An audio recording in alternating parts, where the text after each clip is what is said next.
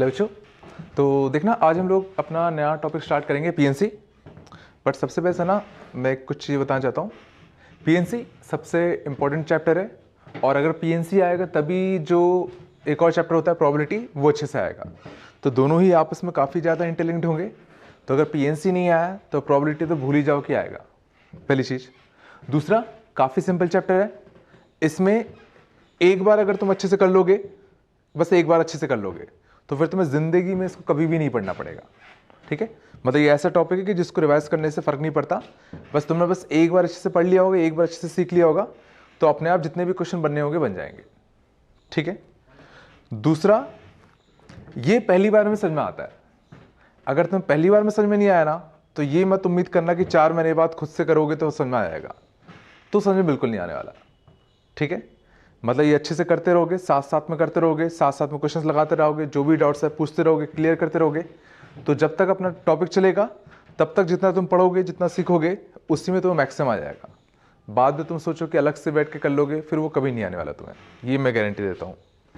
ठीक है, और बहुत ही ईजी टॉपिक है अगर कंसेप्ट को समझ लोगे तो, और अगर नहीं समझोगे तो इससे ज़्यादा कठिन कोई टॉपिक हो नहीं सकता। ठीक है, तो खासकर शुरुआत के 2-3 क्लास में काफ़ी फोकस रहना। ठीक है, इसके जितने भी कंसेप्ट्स अच्छे से सीख लेना। और उससे भी इंपॉर्टेंट चीज़, इसमें बहुत सारे डाउट्स आएंगे। बहुत सारे डाउट्स इन द सेंस कि इसको ऐसे करते तो क्या होता, या तुम ऐसे कर रहे हो तो उसमें गलती क्या हो रही है। ठीक है, ऐसे बहुत सारे आएंगे, जनरली आते हैं। तो ऑफलाइन क्लासेस में तो जनरली क्लास में बच्चे पूछ लेते थे, बट इसमें थोड़ी सी दिक्कत आएगी। ठीक है, तो इसमें तुम्हारा काम बेसिकली ये है कि जो जो तुम्हें डाउट्स लग रहे हैं, ठीक है ना, उसको कॉपी में लिखते चलना, और जैसे ही डिस्कशन होगा क्लास के बाद का, उसमें वो सारे डाउट्स अच्छे से पूछ लेना। ठीक है, या तो तुम पूछोगे या पक्का वो डाउट किसी ना किसी और को पक्का आया होगा। तो डाउट सेशन अटेंड करना अच्छे से, उसमें देखना कोई ना कोई बच्चा पक्का पूछेगा, नहीं पूछेगा तो तुम पूछ लेना अपना डाउट कि तुम्हारा डाउट क्या था, कि ऐसे करते थे सर तो क्या होता। ठीक है ना, तो वो ज़रूर क्लियर कर लेना, क्योंकि अगर वो तुमने क्लियर नहीं किया ना तो सेम डाउट तुम्हें आगे भी आएगा। ठीक है ना, तो वो चीज़ सबसे ज़्यादा इंपॉर्टेंट है कि इसमें बहुत सारे नए तरीके तुम्हें लगेंगे कि भाई ऐसा भी कर सकता हूँ। बहुत सारे सही भी होंगे, लेकिन उसमें बहुत सारे गलत भी होंगे। ठीक है, तो गलत वालों को रेक्टिफाई करके हटाना बहुत ज़रूरी है, और वो तभी हो पाएगा जब तुम पूछोगे या कोई पूछेगा और तुम सुनोगे। ठीक है ना, तो दोनों ही केस में डिस्कशन खास तौर से अटेंड कर लेना। ठीक है, और वापस से कहूँ, शुरुआत के 3-4 क्लास काफ़ी अच्छे से फोकस रहना, क्योंकि मैक्सिमम कंसेप्ट उस पर आ जाएंगे। उसका आगे की जो क्लास होंगी वो एडवांस क्लास होंगी, मीन्स जो गंदे गंदे क्वेश्चन है उनको सॉल्व करने के तरीके होंगे। ठीक है, तो स्टार्ट करते हैं। ठीक है, तो अपना अगला टॉपिक पीएनसी। ठीक है, परम्यूटेशन एंड कॉम्बिनेशन। ठीक है, सो ना, तो पीएनसी में बेसिकली और कुछ नहीं होता। हमें जनरली मैक्सिमम क्वेश्चंस में नंबर ऑफ वेज फाइंड करने होंगे, नंबर ऑफ वेज। और जो सबसे बेसिक तरीका होगा फाइंड करने का, वो हम लोग यूज करेंगे काउंटिंग का, कि सीधे हम लोग काउंट कर लेंगे कि भाई इस चीज को करने के तरीके कितने हैं। जैसे मान लो क्लास में अगर 20 बच्चे बैठे हैं, तो इन 20 बच्चों में से मुझे मान लो किसी एक बच्चे को सिलेक्ट करना है, तो मेरे पास कितने तरीके हैं। ठीक है, number of ways of selecting a student from A batch of 20 students. ठीक है, तो समझ गए। तो मेरा इसमें समझ गए, हमारा काम क्या है, नंबर ऑफ वेज हमें सिंपली काउंट कर सकते हैं कि भाई या तो इसको करो या इसको करो या इसको करो या इसको करो। तो टोटल वेज मुझे समझ में आ रहा है कि उस केस में कितने होते, तुम्हारे 20 होते। तो जो पहला कंसेप्ट है उसमें हम लोग बात करेंगे काउंटिंग से कैसे हम लोग नंबर ऑफ वेज को फाइंड करेंगे। ठीक है, इसमें समझना सबसे पहली चीज जो समझ में आनी चाहिए वो होता है जॉब। कि हर एक क्वेश्चन में समझना, ध्यान देना, हमेशा हर एक क्वेश्चन में तुम्हारे पास एक जॉब होगा, और उस जॉब को करने के कितने तरीके होंगे बेसिकली तुमसे हमेशा हर क्वेश्चन में वो पूछा जाएगा। ठीक है, जैसे कि मैंने लिखा number of ways of distributing 5 books among 4 childrens. तो जैसे मैंने लिखा कि भाई नंबर ऑफ वेज भाई कितने हैं of distributing 5 books among 4 childrens. तो इसमें भी समझना तुम्हारा एक जॉब है। जॉब इसमें क्या है, जरा सोचने की कोशिश करो कि तुम्हें इन 5 बुक्स को इन 4 बच्चों में बांटना है। तो तुम्हारा जॉब क्या हुआ, बुक्स को बच्चों में बांटना। ये सबसे इंपॉर्टेंट कंसेप्ट है, सबसे ज्यादा दिक्कत इसी में आती है कि समझना हमारा जॉब क्या है। हमारा जॉब इसमें था कि बुक्स को मुझे बच्चों को बांटना है। इस क्वेश्चन में ये तुम्हारा जॉब था, ठीक है। अगर जैसे अगर मान लो क्वेश्चन होता number of ways to answer a single question out of 5 MCQ। तो जैसे देखो ये क्या है, number of ways to answer a single question out of 5 MCQs, ठीक है। मींस 5 MCQs में से तुम्हें एक सिंगल क्वेश्चन को आंसर करने के तरीके कितने हैं। तो इसमें तुम्हारा जॉब क्या है, तो इसमें तुम्हारा जॉब है आंसर देना किसी एक का, ध्यान देना सबसे इंपॉर्टेंट, आंसर देना किसी एक क्वेश्चन का इन 5 में से, ये तुम्हारा जॉब है, ठीक है। इसमें जॉब बेसिकली क्या है, तो हर एक क्वेश्चन में सिंपली तुम्हारे पास एक जॉब होगा और उस जॉब को करने के कितने तरीके होंगे बेसिकली तुमसे ये पूछा गया होगा, ठीक है। तो जैसे अगर मान लो होता कि एक बंदा लिफ्ट में चढ़ता ग्राउंड फ्लोर पे, मान लो 100 माले की बिल्डिंग है, ठीक है। तो उसके पास लिफ्ट से बाहर जाने के कितने तरीके हैं, number of veg a person can get out of A lift off A 100 floor, ठीक है ना। 100 फ्लोर की बिल्डिंग है, उसमें ग्राउंड फ्लोर पर अगर वो चढ़ता है तो उसके पास लिफ्ट से बाहर जाने के तरीके कितने हैं। तो इसमें जैसे तुम्हारा जॉब क्या हो जाता कि हमें उस पर्सन को उस लिफ्ट से बाहर निकालना है, ये हमारा जॉब हो गया। ये समझ में आता है, जनरली सामने दिख रहा होगा कि तुम्हारा जॉब क्या है, ठीक है। तो तुम्हें इस पे हमेशा फोकस करना है कि तुम्हारा उस क्वेश्चन में जॉब दे क्या रखा है, ठीक है। अभी मैं वापस पाऊंगा इसका इतना इंपॉर्टेंट क्यों है। पहले सर मैं जॉब बेसिकली क्या होगा, अब सर ना बेसिकली सर ना काउंटिंग करने के 2 मेन तरीके होते हैं, ठीक है सर ना। सबसे पहले हम लोग बात कर रहे हैं काउंटिंग प्रिंसिपल के बारे में। मीन्स नंबर ऑफ वेज करने के लिए सीधा हम लोग क्या करेंगे, काउंटिंग का यूज करेंगे। मीन्स सीधा गिन लेंगे भाई ये होगा या ये होगा या ये होगा। तो सबसे पहला तरीका सर ना जो काउंटिंग का होता है वो होता है अपना एडिशन मेथड, ठीक है। तो देखना एडिशन मेथड क्या होता है, ठीक है। मान लो सर ना, मान लो तुम्हारे पास एक जॉब है, जॉब ए, ठीक है। इसको करने के मान लेते तुम्हारे पास m वेज होते, ठीक है। मान लो एक जॉब है जिसका नाम क्या है, जॉब ए। इसको करने के तुम्हारे पास m तरीके होते। मान लो तुम्हारे पास एक दूसरा जॉब था, जॉब बी। इसको करने के n तरीके थे, समझ गए। जॉब ए को करने के m तरीके, जॉब बी को करने के n तरीके, ठीक है। अब अगर मान लो तुम्हें एक जॉब सी करना है, ठीक है, and this job C is completed when either of job A or job B gets completed,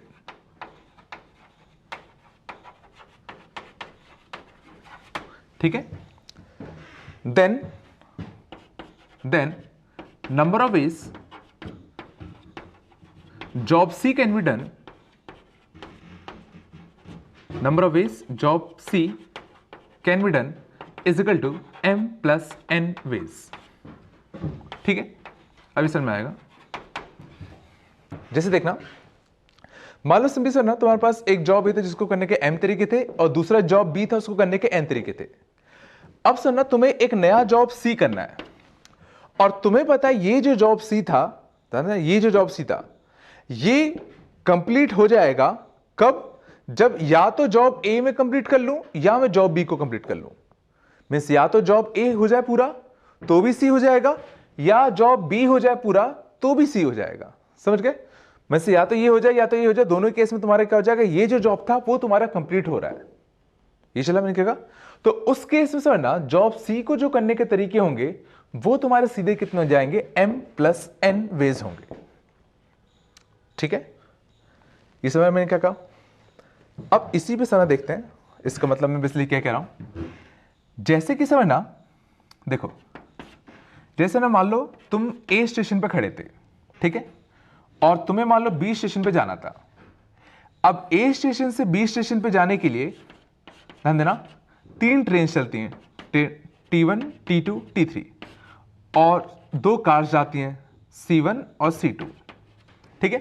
तो अब अगर मान लो मैं तुमसे पूछता number of ways you can go from station A to station B, समझना।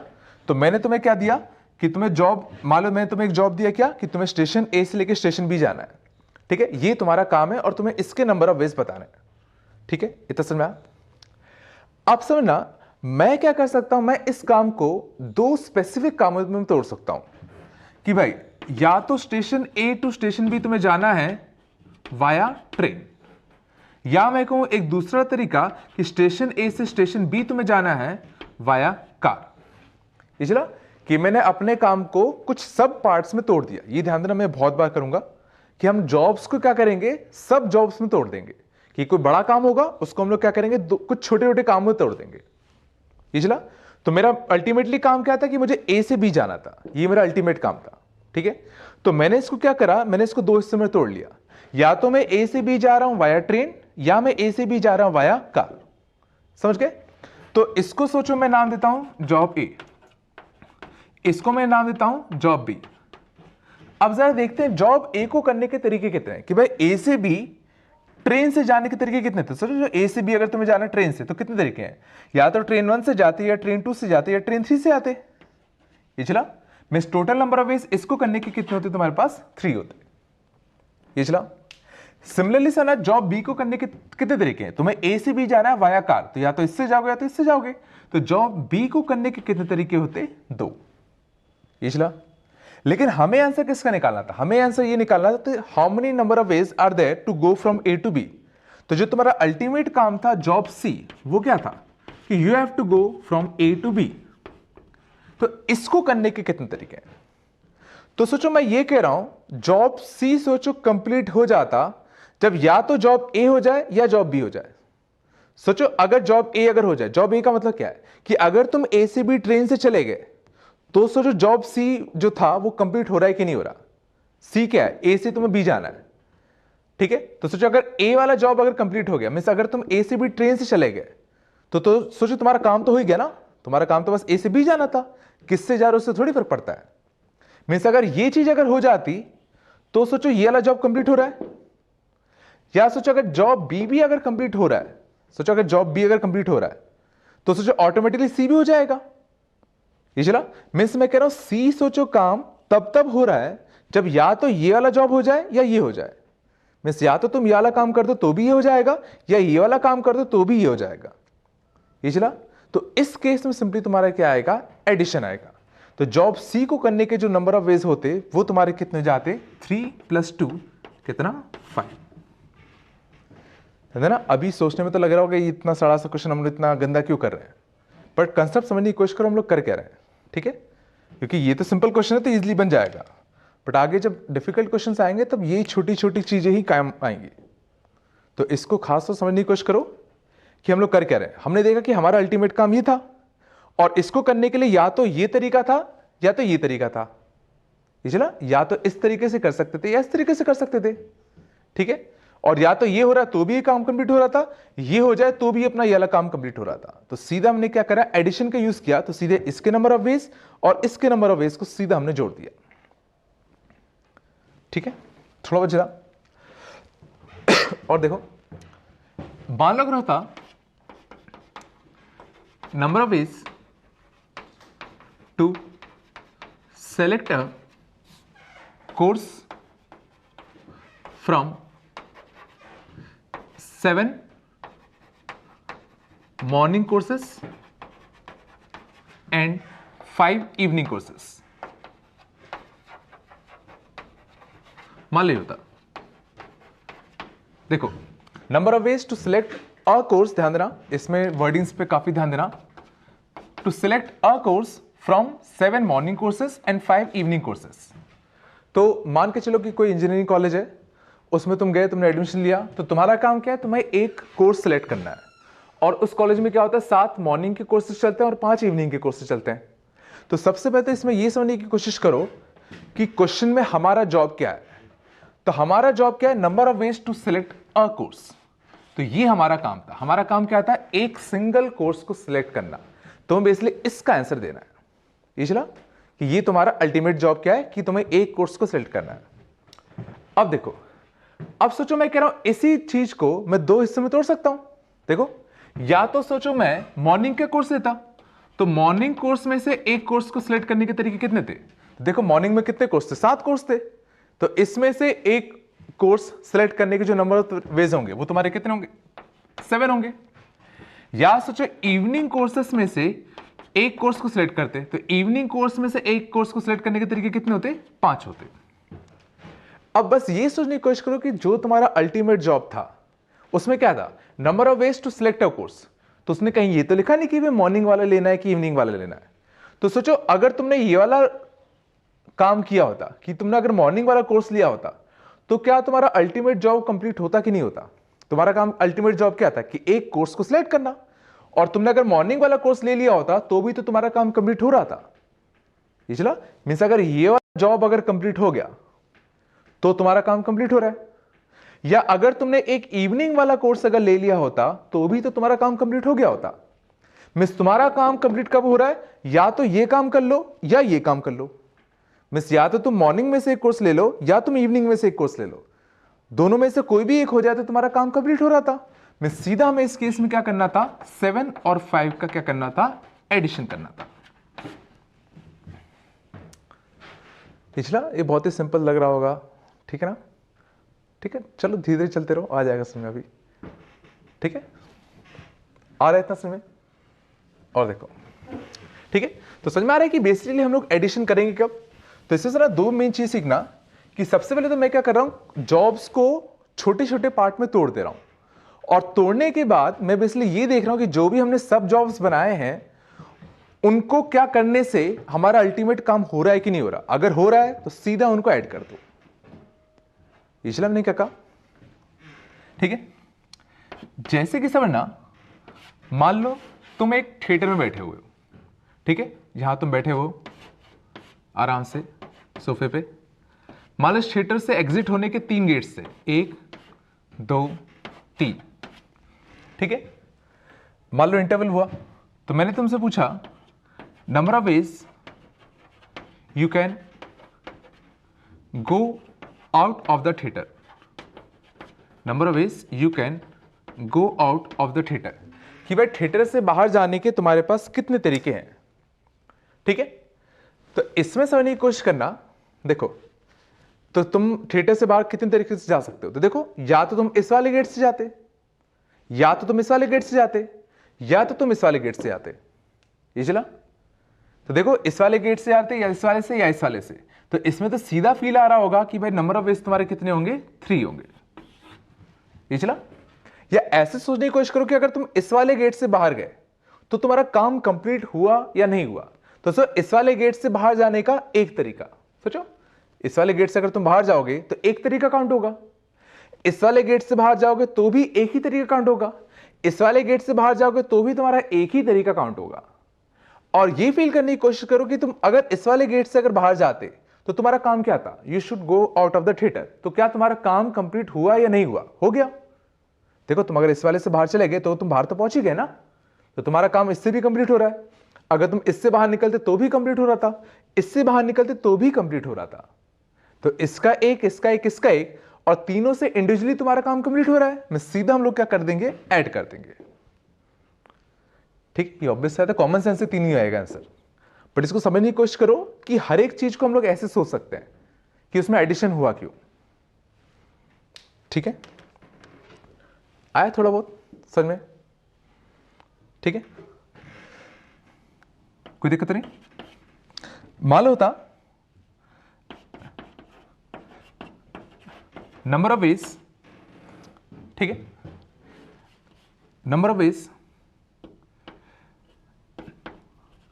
1 Apple, number of ways 1 apple can be selected, number of ways 1 apple can be selected from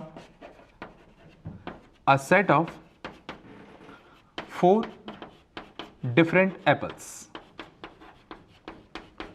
मान लो कुछ नहीं होता कि तुम कितने डिफरेंट तरीके से एक एप्पल को सिलेक्ट कर सकते हो from a set of 4 different apples. मान लो कि तुम्हारे पास अगर 4 डिफरेंट एप्पल्स अगर रखे हुए यहाँ पे 1 2 3 4, तो तुम कितने डिफरेंट तरीके से इसमें से एक एप्पल को सिलेक्ट कर सकते हो।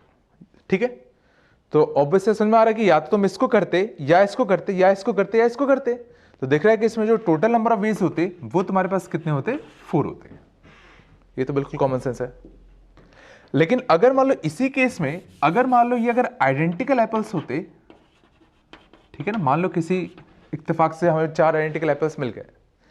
अब सोचो नंबर ऑफ वेज कितने होते to select one apple from a set of 4 identical apples. अब इसमें समझना इसको बेसिकली सोचते कैसे हैं, मीन्स हम लोग क्या कर रहे हैं, नंबर ऑफ वेज गिन रहे हैं। तो इसको सिंपली ऐसे सोचो कि जैसे मान लो मैं हूं, ठीक है, मैंने तुम्हें बुलाया और मैं तुमसे बोला कि भाई इस रूम के अंदर जाओ, ठीक है, इस रूम के अंदर जाओ, उस रूम में कुछ एप्पल्स पड़े होंगे, तुम हर बार एक एप्पल लाओ मुझे दिखाओ।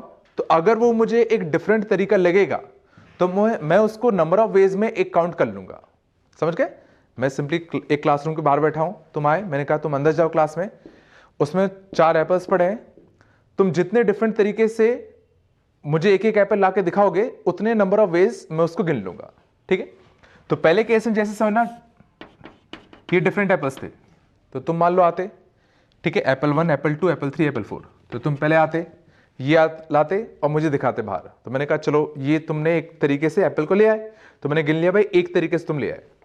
फिर तुम अंदर जाते, फिर तुम इस वाले एप्पल को लेकर लाते और मुझे दिखाते। मैंने कहा चलो ये भी एक नया तरीका हो गया कि पहले तुम कोई दूसरा लाए तब दूसरा लाओ, में से दूसरा तरीका हो गया एप्पल्स को लाने का। फिर तुम जाते, फिर तुम इसको लाते, मैंने कहा चलो ये एक और नया तरीका हो गया, 3 तरीके हो गए। फिर तुम जाते, फिर वापस से 1 को ले आते। तो मैं तुमसे कहता तुम अभी अभी ये लाए थे कुछ देर पहले, तो ये तुमने कोई नया तरीका नहीं डेवलप किया, तुमने पुरानी ही चीज मेरे को दिखा दी, या जो पहले तरीके से तुम ला रहे थे तुमने वही कर दिया दोबारा से। तो तुम अगर वापस से मुझे 1 वाला एप्पल ला के दिखाते तो मैं इसको नया तरीका काउंट नहीं करता। मैं बोलता ये तरीका तो तुम यूज कर चुके हो, तो इसको नए तरीके हम लोग काउंट नहीं करते। फिर तुम जाते, फिर तुम 3 वाले को लाते, और 3 वाला तुम अभी तक नहीं लाए थे, तो मैं कहता चलो भाई ये ठीक है, तो ये भी मैं एक नए तरीके में काउंट करता हूं। तो 4 नए तरीके हो गए। अब उसके बाद सोचो तुम कितनी भी बार चले जाओ और कुछ भी एप्पल लाके दिखा दो मुझे, मैं हमेशा कहूंगा कि भाई ये तो तुम पहले करके दिखा चुके हो। इसलिए सिंपली इसके जो नंबर ऑफ वेज होंगे वो तुम्हारे कितने होंगे, 4 होंगे। ये चलता है नंबर ऑफ वेज मींस कैसा कि हम किसी थर्ड पर्सन को दिखा रहे हैं, ठीक है ना, उसको नहीं पता कि यहां क्या है, उसको तो तुम जितने तरीके से लाके दिखा दोगे वो उसको उतने डिफरेंट तरीके से काउंट कर लेगा। तो इसी केस में सोचो अब अगर ये सारे के सारे एप्पल्स अगर आइडेंटिकल होते तो जरा सोचो क्या दिक्कत होती। तो सर ये भी एप्पल 1, ये भी एप्पल 1, ये भी एप्पल 1, ये भी एप्पल 1। अब अगर मान लो तुम अंदर आते, आके बाहर मुझे इसको दिखाते, मैंने कहा चलो भाई ये तुम एक तरीके से एप्पल लाके तुमने मुझे दिखा दिया, एक तरीके में काउंट हो गया। अब अगली बार तुम जाकर अगर इस वाले एप्पल को भी उठा के लाके मुझे दिखाते तो मुझे थोड़ी डिफरेंस पता चलता कि इस वाले में और इस वाले में डिफरेंस क्या है, क्योंकि सबके सब एप्पल्स आइडेंटिकल थे। तो मैं समझना उसको नए तरीके में काउंट नहीं करता। ये चला means number of ways of selecting A Apple from a set of 4 identical apples.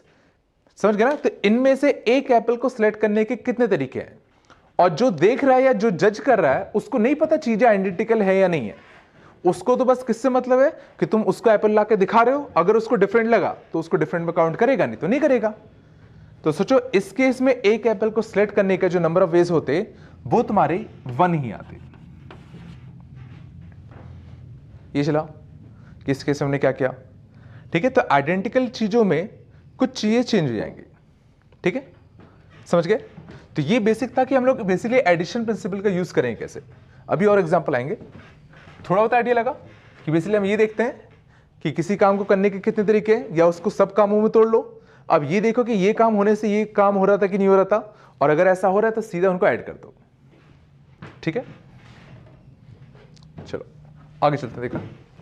देखना दूसरा सर ना काउंटिंग में जो रूल होता है वो होता है अपना मल्टीप्लिकेशन रूल। अभी सर ना जैसे जैसे आगे और चलते रहोगे और समझ में आ जाएगा, क्योंकि अभी कंफ्यूजन हो नहीं रहा तुम लोगों को, क्योंकि पहली बार ही कर रहे हो। देखना जैसे ना मल्टीप्लिकेशन रूल है अपना, तो मल्टीप्लिकेशन रूल सिंपली सर देखना क्या कहता है। जैसे अगर मान लो कोई जॉब ए है अपना, इसको करने के मान लो तुम्हारे पास होते m वेज, ठीक है, और सिंपली तुम्हारा एक कोई जॉब है जॉब बी, इसको करने के लिए मान लो तुम्हारे पास होते कितने n वेज, ठीक है, और फिर तुम्हारा एक जॉब है जॉब सी, और which gets completed which gets completed only when both job A and job B gets complete.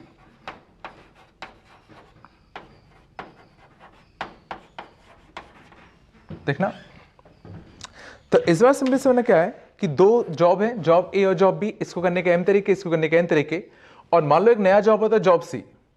और इस बार सुना, ये जो जॉब है ये अपना अल्टीमेट जॉब था, तो ये जो जॉब था ये तब कंप्लीट होगा जब ये वाला जॉब और ये वाला जॉब जब दोनों खत्म हो जाएंगे। पिछली बार में क्या था कि जब या तो जॉब ए हो रहा है तो भी जॉब सी कंप्लीट हो रहा था, या अगर जॉब बी अगर हो जा रहा था तो भी जॉब सी कंप्लीट हो जा रहा था। तो उस केस हमने क्या किया था, ऐड किया था। बट अगर ऐसा हो जाए कि मुझे जॉब सी को कंप्लीट करने के लिए दोनों को करना पड़ेगा तभी ये हो रहा, मतलब सर अगर ये हो रहा और ये नहीं हो रहा तो जॉब सी तुम्हारा कंप्लीट नहीं होगा। अगर ऐसा कुछ बन रहा है तो उस केस में जॉब सी को जो करने के तरीके होंगे वो तुम्हारे कितने हो जाएंगे, m इंटू एन वेज। ठीक है, अभी आ जाएगा समझ।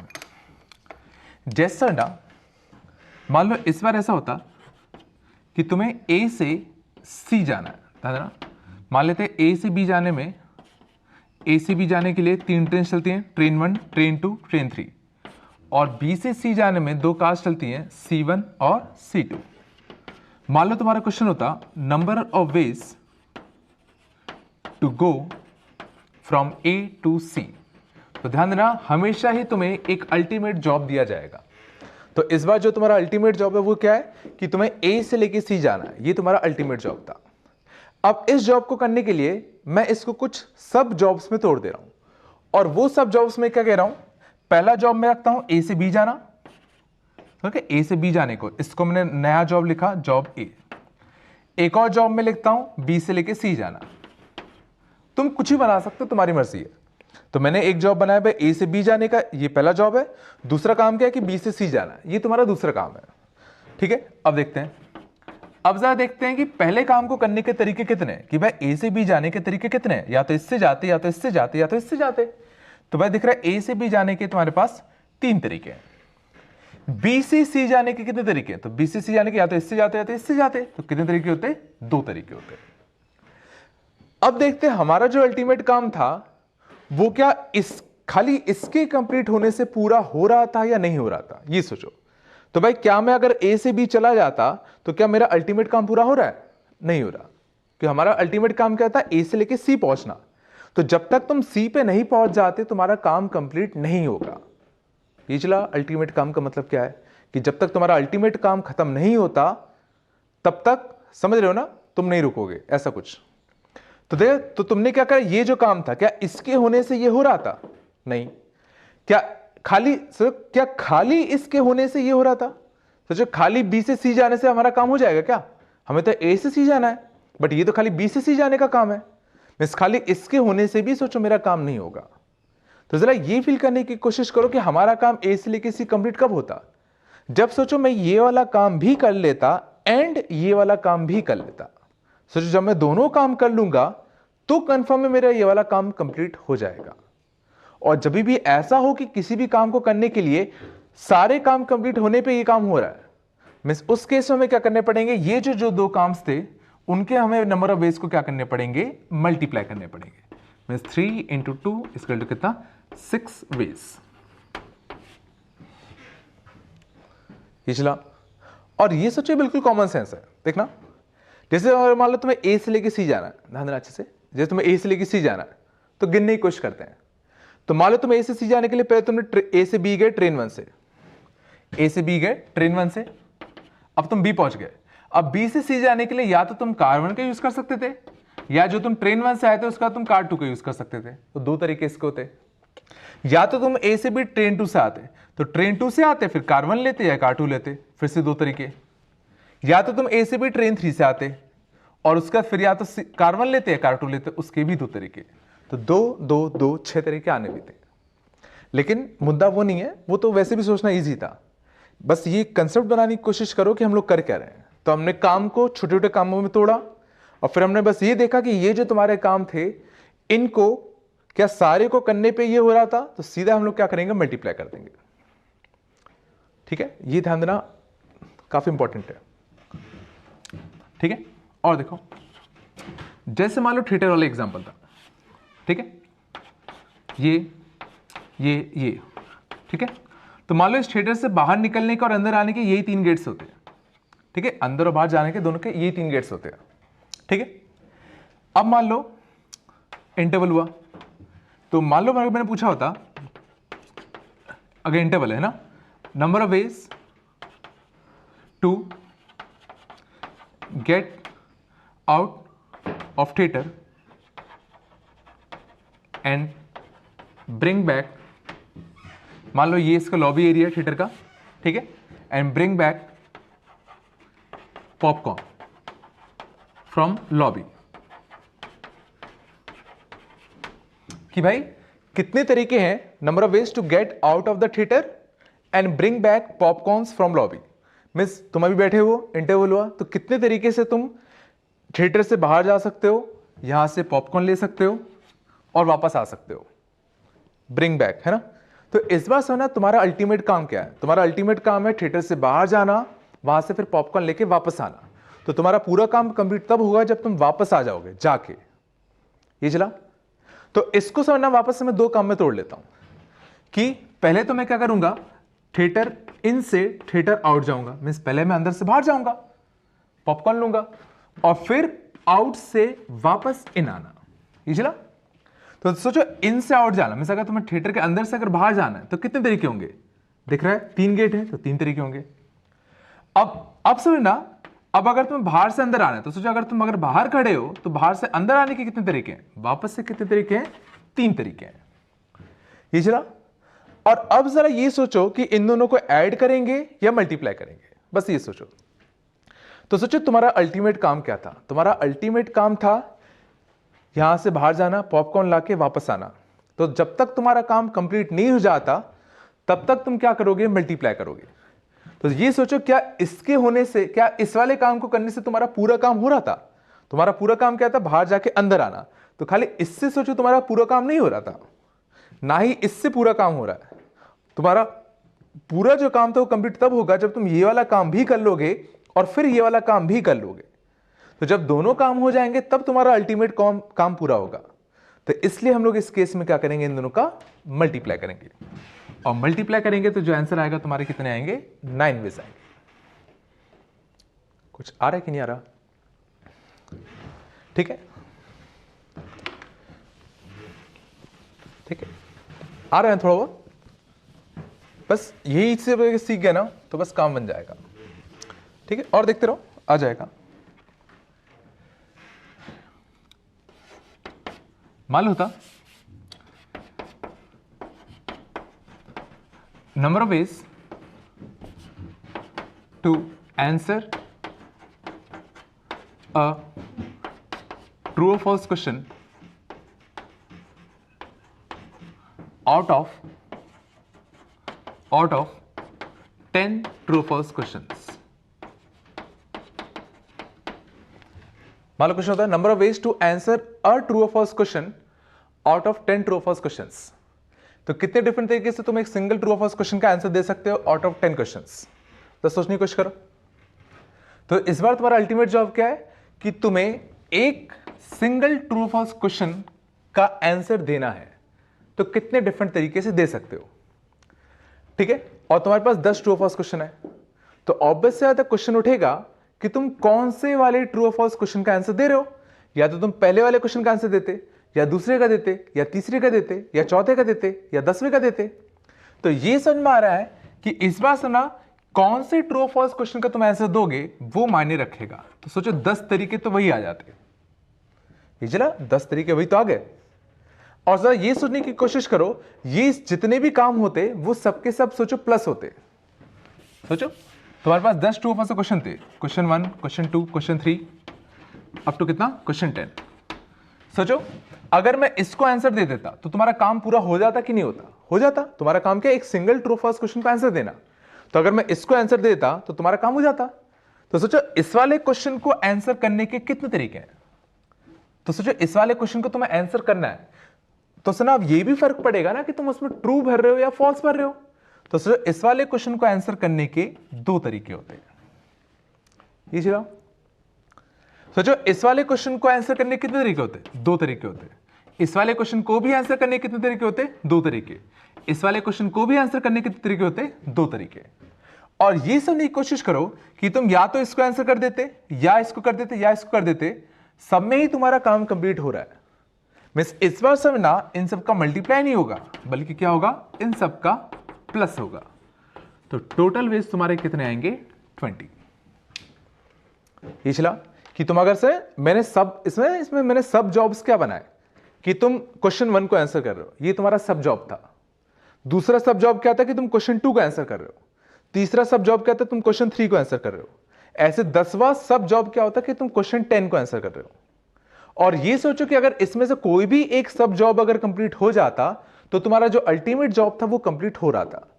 इसलिए इनके जो नंबर ऑफ वेज थे वो सिंपली तुम्हारे क्या होंगे? ऐड होंगे। ये चला, ठीक है। और देखते हैं, मान लो था नंबर ऑफ वेज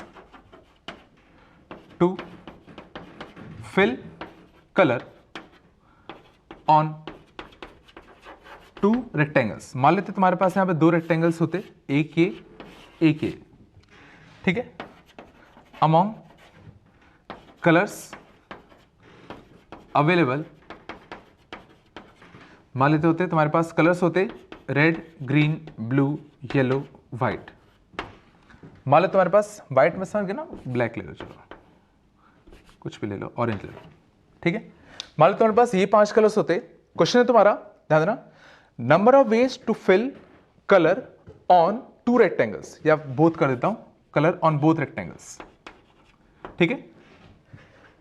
या इसमें लिख देता हूं both can be of same colour, both can be filled with same colour, ठीक है। तो इस बार सोचो तुम्हारा अल्टीमेट जॉब क्या था। इस बार सना जो तुम्हारा अल्टीमेट जॉब था वो ये था कि तुम्हें इन दोनों रेक्टेंगल्स को कलर से फिल करना है। इसमें लिखा ही है number of ways to fill colour on both rectangles, means तुम्हें किसी भी रेक्टेंगल को खाली नहीं छोड़ना, समझ गए। और तुम्हारा काम तब तक कंप्लीट नहीं होगा जब तक तुम दोनों को फिल नहीं कर देते। ये चला, fill colour on both rectangles, तो जब तक दोनों में कलर नहीं भर देते तब तक तुम्हारा काम कंप्लीट नहीं होगा। तो इसको सोचो अगर मुझे सब जॉब्स में अगर तोड़ना होता तो मैं क्या तोड़ता। तो सोचो मैं इसको सब जॉब्स में तोड़ने के लिए तोड़ता कि नंबर ऑफ वेज, पहला जॉब फिलिंग रेक्टेंगल ए। अगर मान लो मैं पहला काम कर रहा हूं कि भाई मैं खाली ए को फिल कर रहा हूं, तो देखता हूं ए को फिल करने के तरीके कितने हैं। तो सोचो ए रेक्टेंगल को कलर से फिल करने के तरीके कितने हैं। तो या तो तुम इसको इस वाले कलर से फिल करते, या इस वाले से, या इस वाले से, या इस वाले से, या इस वाले से। तो ए को कलर से फिल करने के जो नंबर ऑफ वेज होते वो कितने होते? 5। दूसरा सब जॉब में रख रहा हूं number of ways to fill rectangle B.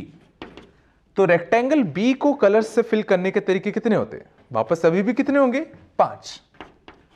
अब बस क्वेश्चन ये बताओ कि ये ऐड होंगे या मल्टीप्लाई होंगे। तो समझना वापस से, सिंपली ये सोचो कि क्या खाली ये करने से मेरा अल्टीमेट काम पूरा हो रहा था या नहीं हो रहा था। तो खाली ए को फिल करने से मेरा पूरा काम नहीं हो रहा था, कि मेरा अल्टीमेट काम क्या था? दोनों को फिल करना। खाली इस वाले काम को करने से भी मेरा पूरा काम नहीं हो रहा था। तो मेरा पूरा काम कंप्लीट कब होता? जब तुम ये वाला काम और ये वाला काम दोनों कर लेते। और दोनों करने से मेरा काम कंप्लीट अगर हो रहा है तो सिंपली मुझे क्या करना पड़ेगा? इन दोनों का मल्टीप्लाई करना पड़ेगा। ये चला, तो नंबर ऑफ वेज तुम्हारे कितने होंगे इसमें? 25 होंगे, ठीक है। ये आ रहा है कि नहीं आ रहा? चलो और देखो, देखना बच्चों, तो ये से ना कुछ 2 क्वेश्चन और देखते हैं, ठीक है। देख लो, पहले सीख लो अच्छे से, और उसके बाद कर लेना क्वेश्चंस। पहले देखना, पहला क्वेश्चन सिंपली क्या है, ए से बी जाने के देखना 3 ट्रेन जाती हैं, T1 T2 T3, 2 cars C1 C2। B से सी जाने के 2 ट्रेन T1 T2 और 1 कार C1, ठीक है। और ऑब्वियस है ये जितनी भी गाड़ियां हैं सब टू एंड फ्रो चलते हैं, मतलब यहां से यहां भी जाएंगे, यहां से यहां भी जाएंगी। और ए से सी सब है ना 2 फ्लाइट्स भी जाती हैं, फ्लाइट 1 और फ्लाइट 2। बट ये जो फ्लाइट्स हैं वो यूनिडायरेक्शनल है, मीन्स ये ए से सी तो जाती हैं बट सी से ए नहीं जाती। ठीक है ना, समझ गए। अब क्वेश्चन क्या था समझना, number of ways to go from A to C, A से सी जाने के तरीके कितने हैं। तो सोचो इसको मैं करने के लिए 3 सब कामों में तोड़ रहा हूं कि पहले मैं क्या करूंगा, समझना, ए से बी जाऊंगा, समझ गए ना अच्छे से। पहले मैं क्या करूंगा, ए से बी जाऊंगा और फिर मैं क्या करता हूं, बी से सी जाऊंगा। ठीक है, तो जरा ए से बी जाने के कितने तरीके होते हैं, ए से बी जाने के 1 2 3 4 5, तो ए से बी जाने के तरीके कितने होते हैं, 5। बी से सी जाने के कितने तरीके होते हैं, 1 2 3। ठीक है, और हमारा पूरा काम कंप्लीट कब होता, ए से सी जाना, ये हमारा अल्टीमेट जॉब था, तो वो कंप्लीट कब होता, ध्यान देना, ये समझने की कोशिश करना। मुझे यहां पे मेरा काम क्या था, खाली ए से बी जाना, तो फ्लाइट्स का यूज यहां नहीं हो सकता। सोचो ए से बी जाने के लिए थोड़ी फ्लाइट यूज होगा, और ना ऐसा नहीं कि तुम यहां से आ गए फिर यहां बी पहुंच गए, ऐसे तो इनफिनाइट केस बन जाएंगे, समझ गए ना, पीछे नहीं आना। ये मत सोचना कि ए से सी यहां चले गए फिर यहां से ट्रेन पकड़े बी पहुंच गए, तो ए से बी जाने के लिए हम वो वाली चीजें नहीं गिन रहे। ऐसे तो तुम बोलोगे यहां से यहां गए फिर यहां से ए गए फिर यहां से बी आए, जैसे इनफिनाइट लूप में फंस जाएंगे। तो समझ गए ना, आगे की साइड मूव करना, पीछे की साइड नहीं आना, मैं वो मान के चल रहा हूं। ठीक है, तो देखना ए से बी जाने के लिए कितने तरीके होते, 5, बी से सी आने कितने होते, 3, और हमारा पूरा काम कब होता, जब ये भी हो जाता और ये भी हो जाता। ये चला, तो हमारा जो काम होता है ए टू सी जाना, वो इसके हिसाब से कितने तरीके आते, 15 वेज आते। बट सोचो ये जो भी मेथड था जाने का वो था वाया रोड। सोचो ये क्या था, ये था ए से सी जाने का वाया रोड। ये चला, एक और तरीका था ए से सी जाने का वाया एयर, और सर ए से सी वाया एयर जाने के कितने तरीके थे, या तो इससे जाते या तो इससे जाते। तो ए से सी जाने का वाया एयर ये कितने तरीके थे, 2 तरीके थे। तो ए से सी वाया रोड जाने के 15 तरीके, वाया एयर जाने के 2 तरीके। अब इन दोनों का क्या मल्टीप्लाई या ऐड। तो सोचो हमारा काम क्या था, ए से लेके सी जाना। अब तुम अगर ये वाला काम अगर कर रहे हो, ए से सी वाया रोड जा रहे हो, तो भी तो तुम्हारा काम तो कंप्लीट हो ही गया था, या अगर वाया एयर भी गए तो भी तुम्हारा काम कंप्लीट हो गया। तो दोनों इंडिविजुअली काम को कंप्लीट कर रहे हैं, तो इसलिए इन दोनों में तुम्हारा क्या आएगा, प्लस। तो इसका पहले का आंसर आएगा तुम्हारा कितना, 17। कि ए से सी जाने के जो टोटल तरीके होते वो तुम्हारे कितने होते, 17 होते। ये चला पहला। अगला, तुम्हें ए से सी जाना है फिर वापस से आना है। ठीक है, इसके कितने तरीके हैं। तो देखो हमने ये तो देख लिया भाई कि ए से सी जाने के और फिर वापस से आने के, तो क्यों ना इसको मैं 2 काम में वापस से तोड़ लूं। पहला काम ए से लेके सी जाना और दूसरा काम सी से फिर ए जाना। सारे क्वेश्चंस को हमेशा तोड़ लिया करो छोटे छोटे काम में। तो मेरा काम क्या था, ए से सी जाना फिर वापस से आना, ये तुम्हारा अल्टीमेट जॉब था। मीन्स वापस तुम्हें घूम के ए आना, जब तक अगर ये नहीं कर लेते तब तक तुम्हारा पूरा काम कंप्लीट नहीं होगा। सबसे पहले तो ये समझ में आना चाहिए। अब इस काम को मैंने तोड़ लिया 2 कामों में, पहले मैं ए से सी जाऊंगा और फिर मैं सी से ए आऊंगा। ठीक है, और ये समझ में आ रहा है कि मुझे दोनों काम करने पड़ेंगे तब मेरा आंसर पूरा होगा। मीन्स पक्का इसके नंबर ऑफ तरीके और इसके नंबर ऑफ तरीके पक्का मल्टीप्लाई होंगे। ए से सी जाने के नंबर ऑफ तरीके अभी अभी हमने निकाल लिए, कितने थे, 17। अब सी से ए आने के जो तरीके होंगे वो और लिख लेता हूं, और सी से ए आने के समय जो नंबर ऑफ तरीके होंगे वो सर ना खाली रोड वाले ही होंगे, क्योंकि फ्लाइट जो था वो यूनिडायरेक्शनल मूव कर रहे थे। तो सी से ए आने के सोचो कितने तरीके होते, तो सी से ए आने के सोचो इस काम को वापस से सोचो मैं 2 सब कामों में तोड़ सकता हूं। क्या, कि पहले मैं सी से बी जाऊंगा फिर मैं बी से ए जाऊंगा।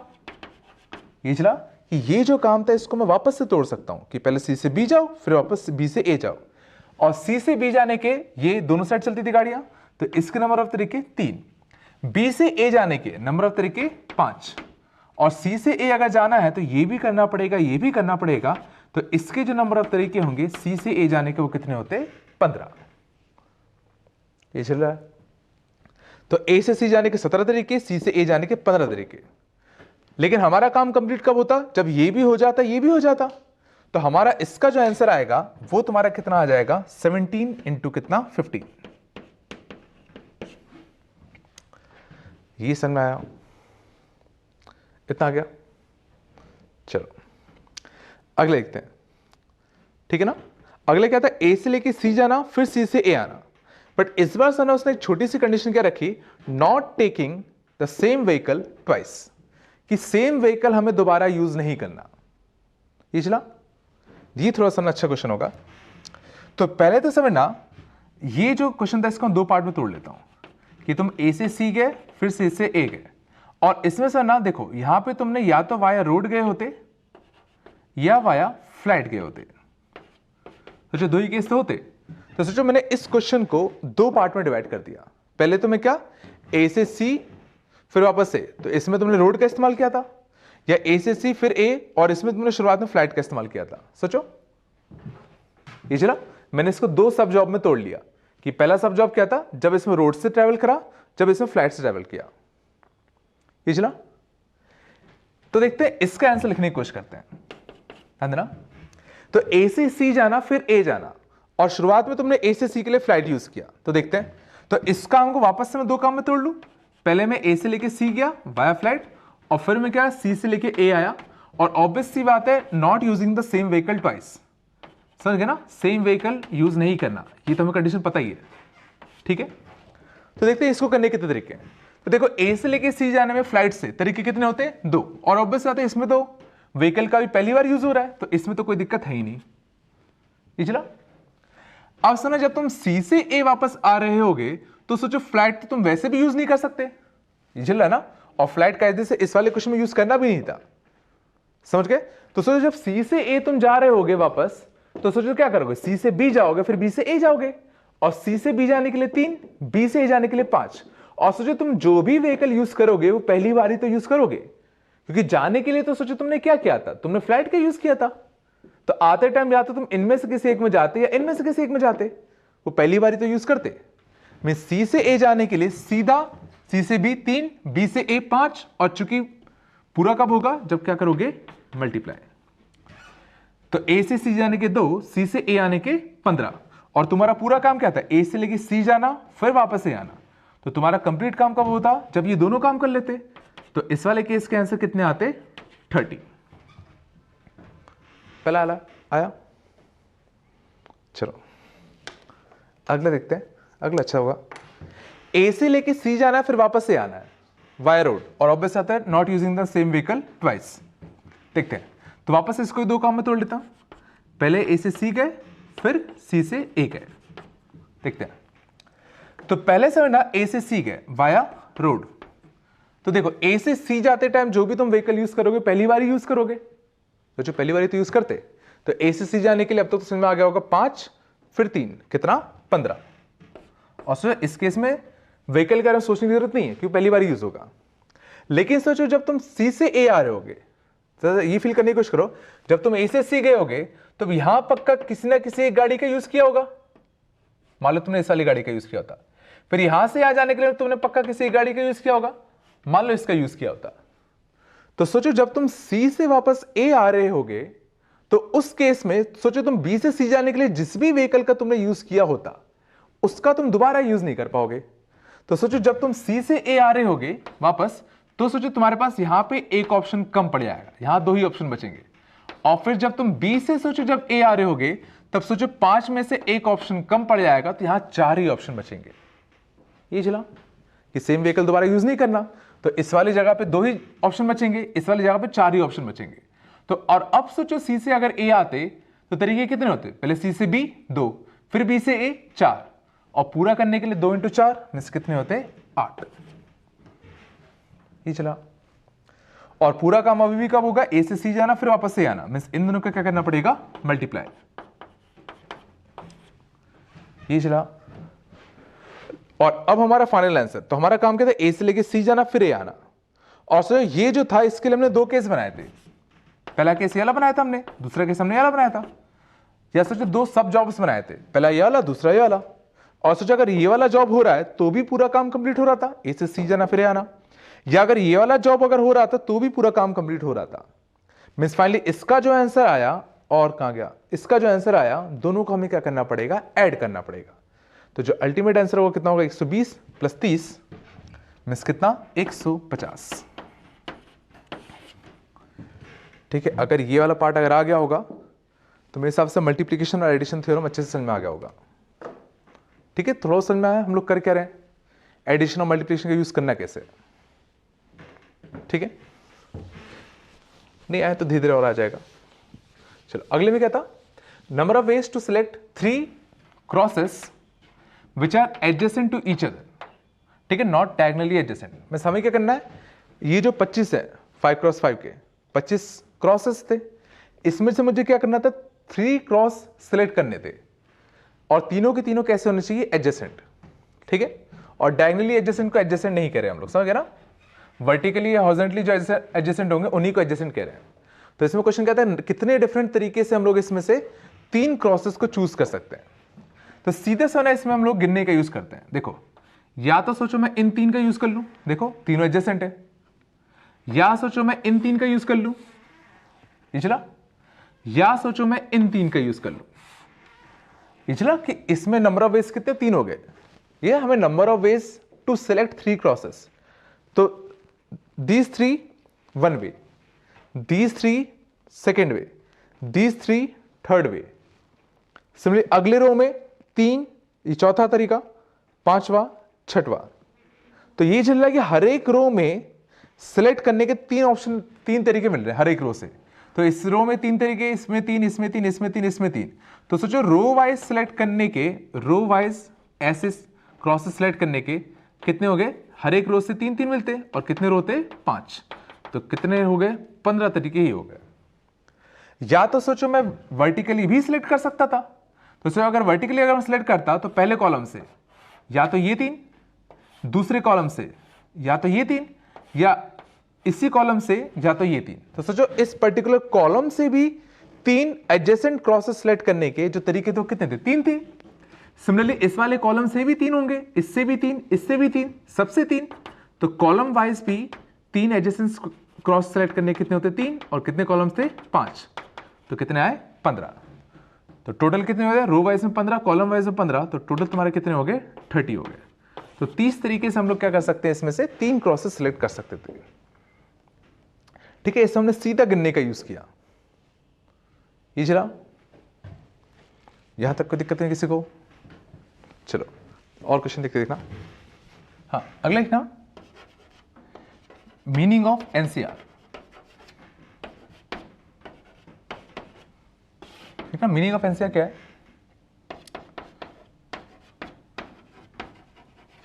Number of ways to select r items from a set of n different items। ठीक ना। तो सुना, बेसिकली एनसीआर का मतलब होता क्या है, number of ways of selecting r items from a set of n different items. तो n डिफरेंट आइटम्स से r डिफरेंट आइटम्स को सिलेक्ट करने के जो नंबर ऑफ तरीके होंगे उसी को बेसिकली एनसीआर रिप्रेजेंट करता है। मीन्स समझना, जैसे अगर मैंने लिखा 3C0, इसका मतलब क्या है, नंबर ऑफ वेज, जैसे मान लो हमारे पास 3 डिफरेंट आइटम पड़े थे, जैसे मान लो आइटम नंबर 1 कुछ भी, 2, 3, 3 हमारे पास आइटम्स थे। तो number of ways of selecting 0 items out of these 3 items, कि अगर मैं तुमसे बोला कि भाई तुम हो यहाँ पे 3 चीजें हैं, तुम कितने डिफरेंट तरीके से इन 3 में से 0 चीजों को सिलेक्ट कर सकते हो, सोचो। तो तुम क्या कहोगे, सर मैं किसी को भी सिलेक्ट नहीं कर रहा, ये मेरा एक तरीका हो गया। बिल्कुल सही बात है। ये चला कि इन तीनों में से कितने डिफरेंट तरीके से तुम एक भी चीज सिलेक्ट नहीं करोगे। तो एक भी चीज सिलेक्ट ना करने का एक तरीका कि किसी को छू ही मत ही। ये चला, तो इसलिए इसका आंसर कितना आएगा, 1। सोचो अगर हमसे पूछा होता 3C1, इसका मतलब क्या है, number of ways of selecting 1 item from these 3 items. तो इन 3 में से किसी भी एक आइटम को सिलेक्ट करने के तरीके कितने होंगे। तो इसमें से किसी एक को सिलेक्ट करना है, तो या तो इसको करते, या इसको करते, या इसको करते। तो टोटल डिफरेंट तरीके तुम्हारे सिलेक्ट करने के कितने हुए, 3। 3C2, number of ways of selecting 2 items from these 3 items. तो इन 3 में से 2 चीजों को सिलेक्ट करने के तरीके, तो या तो तुम इन दोनों को करते, एक तरीका, या तुम इन दोनों को करते, दूसरा तरीका, या तुम इसको और इसको करते, तीसरा तरीका। सोचो इसके अलावा और कोई चौथा तरीका नहीं हो सकता। और ऑब्वियसली जैसे मैंने बताया था, तरीका में समझ गए ना, एक सामने एक पर्सन बैठा है जो जज कर रहा है कि तुम डिफरेंट तरीके कितने यूज कर रहे हो। तो तुमने उसको दिखाया भाई ये दोनों लाके दिखाया, तो उसने कहा भाई ये एक तरीका। फिर तुमने उसको ये दोनों लाके दिखाया, दूसरा तरीका। फिर तुमने उसको ये दोनों का पहले ले आके दिखाया, तो उसने कहा भाई चलो तीसरा तरीका भी हो गया। अब तुम अगर वापस से अगर इन दोनों को ले गए तो वह बोलेगा कि भाई ये कोई नया तरीका नहीं है, ये तो तुम पहले यूज कर चुके हो। ये समझ गए? मीन्स वापस से 3C2, तो कितने डिफरेंट तरीके से हम लोग दो चीजों को सिलेक्ट कर पाए? वापस से कितना आया तुम्हारा? 3 ही आया। तो शायद समझ में आ गया कि 3C3 सोचो बनाना भी था कि number of ways of selecting 3 items from these 3 items, तो एक ही तरीका था कि तीनों को सिलेक्ट कर लो। तो इसलिए इसका आंसर कितना आएगा? 1। तो शायद ये समझ में आ गया होगा कि अब सोचो अगर तुम्हारे पास अगर 5 एप्पल्स होते, सोचो Apple 1, Apple 2, Apple 3, Apple 4, Apple 5, और अब अगर मैं तुमसे पूछूं number of ways of selecting 2 apples from them, ठीक है, इन 5 एप्पल्स में से 2 एप्पल्स को सिलेक्ट करने के तरीके कितने होंगे? तो एक तो तरीका क्या था, गिन लो कि भाई मैं इस 2 को करूंगा एक तरीका, या इसको दूसरा तरीका, या इसको तीसरा तरीका, या इसको चौथा तरीका। 4 तरीके हो गए। या इन दोनों को सिलेक्ट करता 5वां, ठीक है, या इन दोनों को 6वां, या इन दोनों को 7वां, या इन दोनों को 8वां, या इन दोनों को 9th, या इन दोनों को 10वां। तो एक तो तरीका था ऐसे गिन लो। या सीधा दिख रहा है कि ये 5 डिफरेंट एप्पल्स हैं, इनमें से मुझे 2 आइटम्स को सिलेक्ट करना है सीधा, तो सीधा आंसर कितना आएगा? 5C2 मीन्स कितना? 10। ही चला। मीन्स एनसीआर का मतलब सिंपली क्या होता है? Number of ways of selecting r items from a set of n different items. ये समझ में आया? तो जैसे अगर तुमसे पूछा होता number of ways of selecting 3 apples, ठीक है, तो शायद समझ में आ रहा होगा सीधा आंसर कितना आ जाएगा? 5C3। इसमें हिसाब से कोई दिक्कत नहीं चाहिए, ठीक है। इसमें एक चीज हमेशा ध्यान रखना कि जो हम आइटम्स सिलेक्ट कर रहे हैं वो सब के सब डिफरेंट होने चाहिए।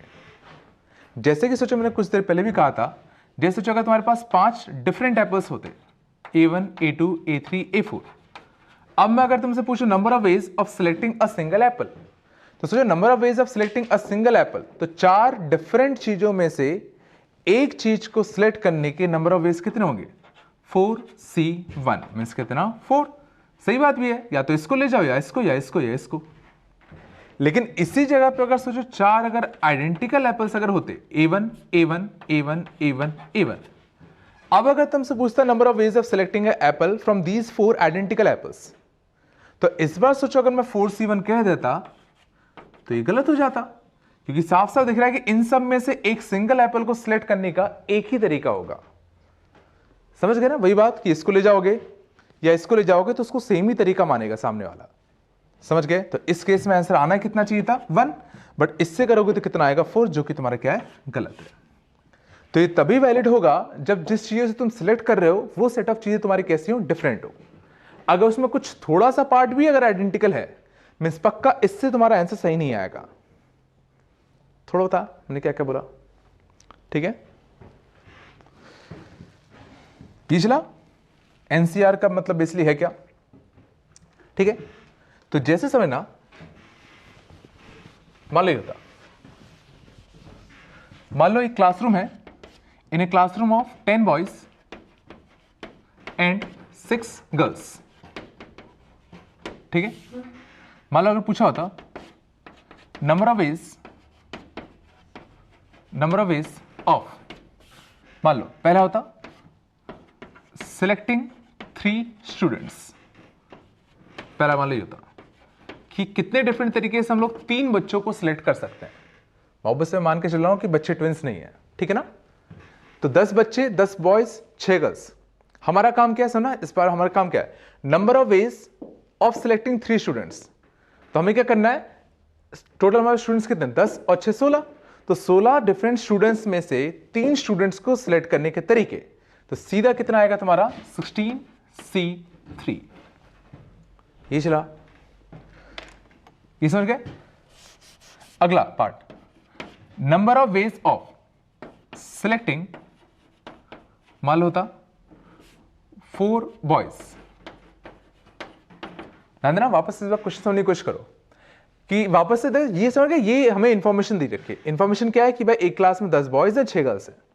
अब क्वेश्चन क्या है और सर तुम्हारा अल्टीमेट जॉब क्या है कि तुम कितने डिफरेंट तरीके से 4 बॉयज को सिलेक्ट कर सकते हो। तुम्हारा अल्टीमेट जॉब क्या है, 4 बॉयज को सिलेक्ट करना। तो कितने डिफरेंट तरीके से तुम इनमें से इन 16 स्टूडेंट्स में से 4 बॉयज को सिलेक्ट कर सकते हो। तो क्या तुम 16C4 कहोगे? तो 16C4 का मतलब क्या है कि इन 16 चीजों में से या इन 16 स्टूडेंट्स में से 4 बच्चों को सिलेक्ट करने के जो तरीके होते हैं वही तो 16C4 होता। लेकिन क्या तुम इसमें गारंटी दे सकते हो कि जो 4 सिलेक्ट हुए हैं वो चारों के चारों बॉयज ही होंगे?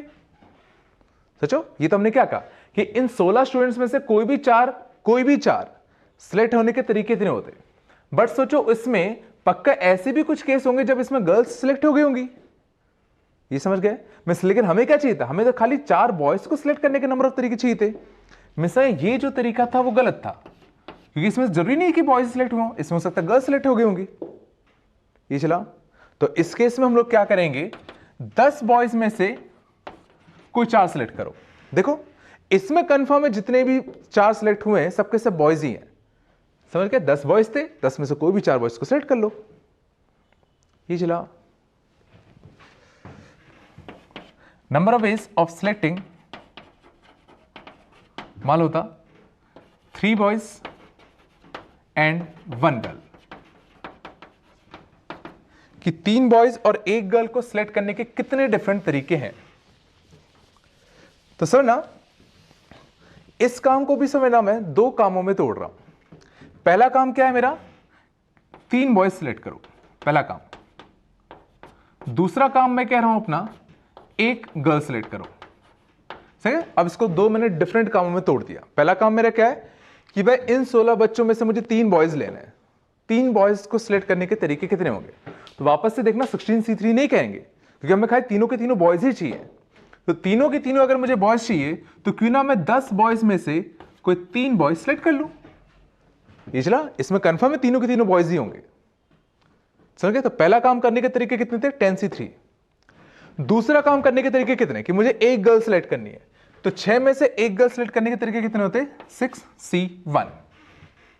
अब देखते हैं हमारा अल्टीमेट काम क्या था। हमारा अल्टीमेट काम था 3 बॉयज को सिलेक्ट करना और 1 गर्ल को सिलेक्ट करना। और जरा सोचो, ये जो तुम्हारा अल्टीमेट काम था वो सोचो तब पूरा हो रहा है जब तुम ये भी कर रहे हो और ये भी कर ले रहे हो।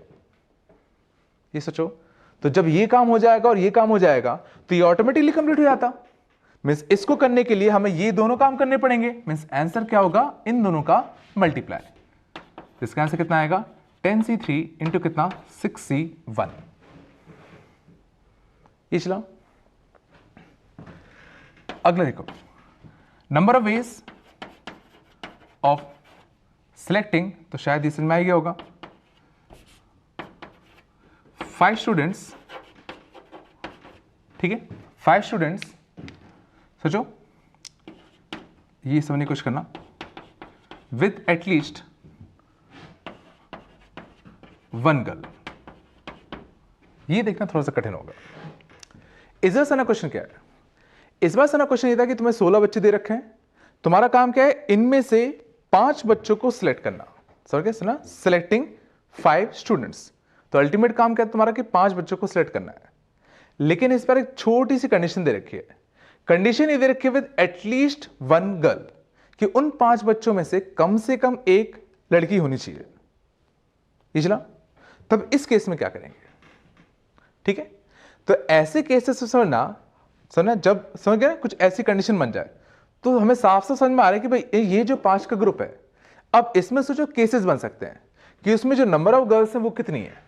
या तो 5 के 5 गर्ल्स हैं, सोचो पहला केस, या इनमें 4 गर्ल्स थी और 1 बॉय था, या इन 5 में 3 गर्ल्स थी 2 बॉय थे, या इसमें 2 गर्ल्स थी और 3 बॉयज, 3 गर्ल्स, 2 गर्ल्स थी और 3 बॉयज थे, या 1 गर्ल थी और 4 बॉयज थे।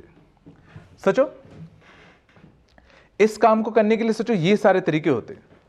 या सोचो मैं इस क्वेश्चन को ऐसे सोचो कि इसको मैं समझना 5 सब कामों में तोड़ रहा हूं। पहला काम क्या है कि मैं 5 गर्ल्स ले रहा हूं। दूसरा सब काम क्या है कि मैं 4 गर्ल्स ले रहा हूं और 1 बॉय ले रहा हूं। तीसरा काम क्या है, मैं 3 गर्ल्स और 2 बॉयज ले रहा हूं। इसमें कि ये मैंने छोटे छोटे सब जॉब्स बना दिए।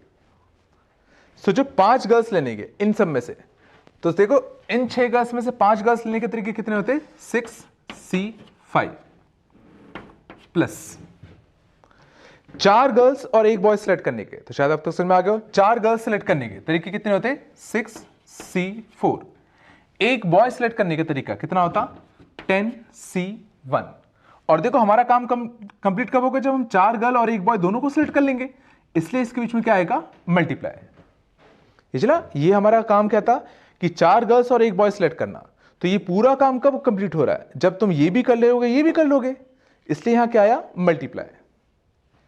3 गर्ल और 2 बॉय लेना, तो 3 गर्ल 6C3 10C2, 2 गर्ल और 3 बॉय लेना 6C2 10C3, 1 गर्ल और 4 बॉय 6C1 10C4। पहले ये समझ में आया, ये मैंने कैसे लिखे, ये इसी टाइप का था, समझ गए। 3 बॉयज और गर्ल्स को लेने के लिए, तो 3 बॉयज और गर्ल्स को लेने के लिए हमने क्या करते, वापस से इसको 2 केस में तोड़ते, इसका अलग निकाला इसका अलग निकाला, मल्टीप्लाई करना पड़ा। तो सर इस बार मैंने इसको डायरेक्टली लिख दिया, इसमें आ रहा है ना। अब ये सोचो मैंने इस क्वेश्चन को करने के लिए इसको 5 सब कामों में तोड़ा था। अब ये जो काम थे, समझने की कोशिश करो, क्या सोचो इसको सोचो, क्या 5 गर्ल्स सिलेक्ट करने से हमारा पूरा काम हो रहा था कि नहीं हो रहा था। तो हमारा पूरा काम क्या था, सिलेक्टिंग 5 स्टूडेंट्स। तो हमारा काम क्या था, जॉब क्या था अल्टीमेट, कि हमें 5 बच्चों को सिलेक्ट करना है। और अगर 5 के 5 अगर गर्ल्स हो गए, सोचो ये वाला केस हो गया, तो हमारा पूरा काम तो कंप्लीट हो ही गया ना। अगर सोचो मैं 4 गर्ल और 1 बॉय सिलेक्ट कर लेता, सोचो अगर मैं 4 गर्ल्स और 1 बॉय सिलेक्ट कर लेता, ठीक है, तो सोचो हमारा काम पूरा हुआ कि नहीं हुआ। हमें 5 बच्चे सिलेक्ट करने थे, इसमें भी 5 बच्चे सिलेक्ट हो गए। मैं सोचो हमारा जो पूरा काम था वो या तो ये होने पे या तो ये होने पे या तो ये होने पे हर एक पे कंप्लीट हो रहा है। मींस इसमें जो नंबर ऑफ वेज आए सर, इस काम को करने के कितने तरीके, इस काम को करने के कितने तरीके, तो फाइनल जो आंसर हमारा आएगा उसमें हमें क्या करना पड़ेगा, इन सब में प्लस करना पड़ेगा। तो जो हमारा अल्टीमेट आंसर होगा इस क्वेश्चन का, वो यहां से लेके यहां तक का सम होगा। ये जिला थोड़ा बताया, तो ये मैंने कुछ ज्यादा गंदा ले लिया, बट शायद हिंट लग गई होगी कि इसमें कैसे मल्टीप्लिकेशन और एडिशन साथ साथ में आएंगे। और तुम्हें यहां पे ही कंफ्यूजन होने लगता है कि कहां पे मल्टीप्लाई करें कहां पे प्लस करें। ये सबसे बड़ा कंफ्यूजन होता है जो लास्ट तक रहता है, ठीक है। तो बस एक छोटा सा लॉजिक हमेशा याद रखो कि जो भी तुम काम कर रहे हो, ठीक है, अगर दोनों करने पे वो काम कंप्लीट हो रहा है तो मल्टीप्लाई करो, और अगर 2 काम ऐसे हैं जिनको इंडिविजुअली करने से तुम्हारा अल्टीमेट काम पूरा हो रहा है तो सीधा वहां पे प्लस लगाते चलो, ठीक है।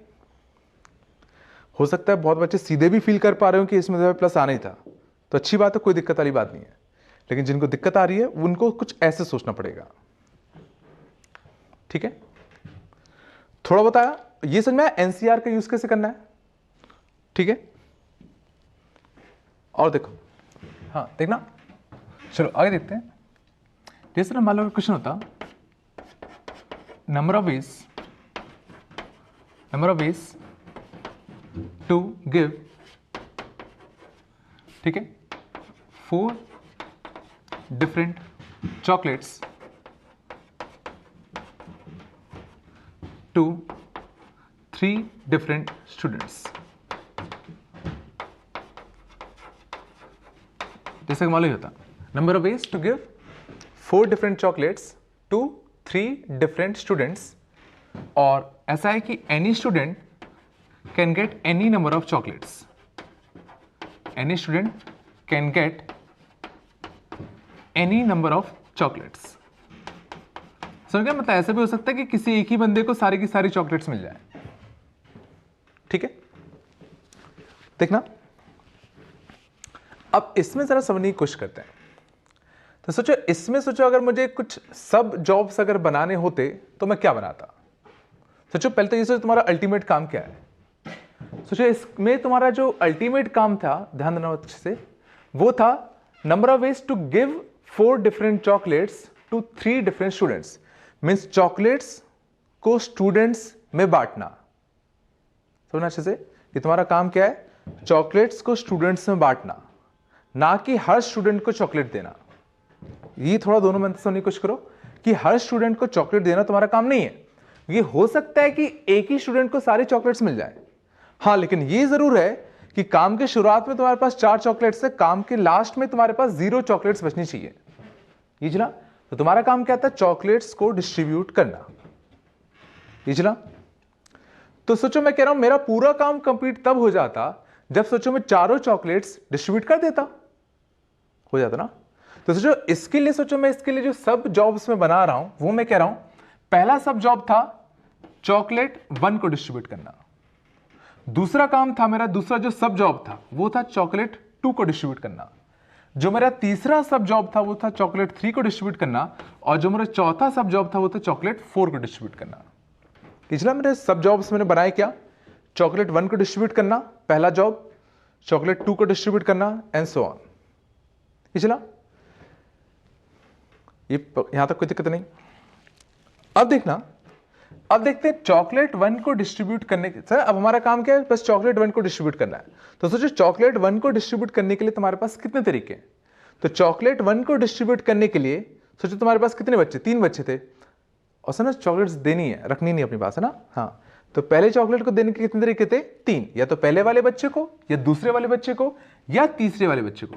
तो पहले चॉकलेट को बांटने के कितने तरीके थे? 3 तरीके थे। या अब देखते हैं चॉकलेट, सर ये तुम्हारा पहला सब जॉब था। दूसरा सब जॉब क्या था? चॉकलेट 2 को डिस्ट्रीब्यूट करना। अब चॉकलेट 2 को डिस्ट्रीब्यूट करने के लिए हम जब जाएंगे तो वापस से देखेंगे 3 बच्चे हैं, और ध्यान रखना कोई भी भेदभाव अभी भी नहीं है, क्योंकि ये दे रखा था कि किसी भी बच्चे को कितने भी चॉकलेट्स मिल सकती थी। तो इससे सोचो फर्क नहीं पड़ रहा कि जो पहली चॉकलेट थी वो किस पे गई। समझ गए? ये समझने की कोशिश करो कि पहली चॉकलेट किस पे गई, उससे फर्क इस पे नहीं पड़ेगा, क्योंकि किसी बच्चे को कितनी मिल सकती थी। तो सोचो दूसरे चॉकलेट को भी डिस्ट्रीब्यूट करने के सोचो कितने तरीके होते? 3 ही तरीके होते। चॉकलेट 3 को भी डिस्ट्रीब्यूट करने के कितने तरीके होते? 3 तरीके होते। चॉकलेट 4 को भी डिस्ट्रीब्यूट करने के कितने तरीके होते? 3 तरीके होते। और सोचो तुम्हारा पूरा काम कंप्लीट कब होता? जब तुम ये वाला चॉकलेट, ये वाला सारे चॉकलेट डिस्ट्रीब्यूट कर देते, मींस सारे के सारे सब जॉब्स कंप्लीट कर लेते। तो सारे काम करने के बाद तुम्हारा पूरा काम होगा, तो सीधा हमें क्या करना पड़ेगा? इनमें आपस में मल्टीप्लाई। तो जो आंसर आएगा वो तुम्हारा कितना आएगा? 3 की पावर 4 आएगा। ये चला सुना, इसमें एक बहुत ही बड़ा कंफ्यूजन ये होता है कि हम लोग ये सोच लेते हैं कि पहले बच्चे को कितनी चॉकलेट मिली। ध्यान देना, कई बार ऐसा होगा, बहुत बार होगा, जो कि ठीक है, छोड़ो मैं इसको डिस्कशन बताऊंगा, रहने दो, नहीं तो हो सकता है कंफ्यूजन ना हो, मैंने बता दिया फिर कंफ्यूजन होने लग जाए। ठीक है ना, कुछ सोचने की कोशिश करना खुद से कि अगर कोई कंफ्यूजन अगर आ रहा होगा ना तो फिर उसको मैं डिस्कशन में क्लियर कर लूंगा। ठीक है ना, चलो इतना कैसा क्वेश्चन में। तो जैसे अब समझना, मान लो क्वेश्चन होता number of ways to call 7 friends using, ठीक है, विथ, समझे, ये तो विथ होता है, ये तो पता है ना, विथ 5 मोबाइल फोन्स। ठीक है, मीन्स तुम्हारे पास 5 मोबाइल फोन्स हैं, तो कितने डिफरेंट तरीकों से तुम इन 5 मोबाइल फोन्स में से यूज करके 7 दोस्तों को कॉल कर सकते हो। ऑब्वियस है एक ही बार कॉल करना है सबको।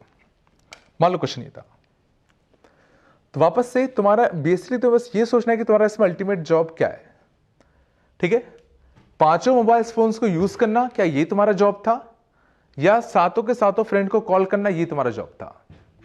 ये सोचने की कोशिश करो, इसमें ऐसा भी हो सकता है कि तुम 7 के 7 को फ्रेंड्स को एक ही मोबाइल फोन से यूज, मतलब एक ही मोबाइल फोन से सबको कॉल कर लो, ऐसा भी हो सकता है।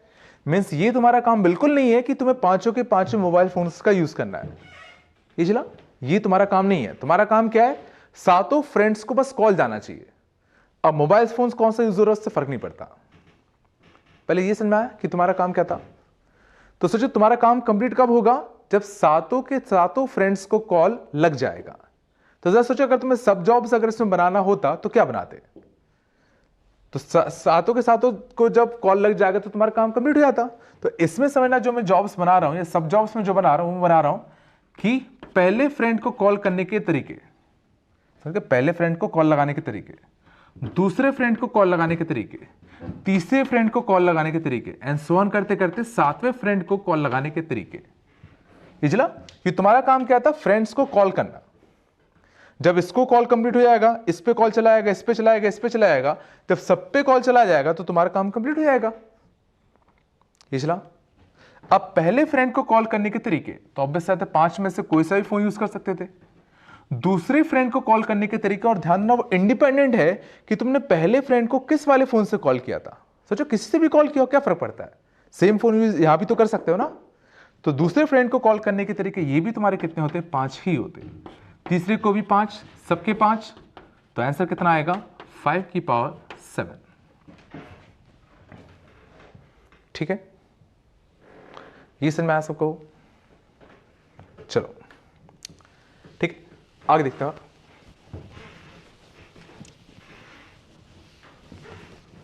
मान लो था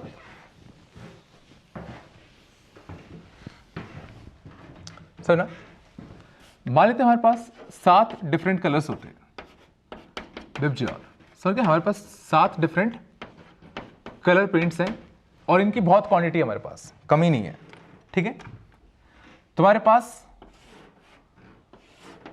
5 बॉक्सेस हैं, 1 2 3 4 5, समझे, 5 बॉक्सेस कंसेक्यूटिवली रखे हुए हैं एक के पीछे एक।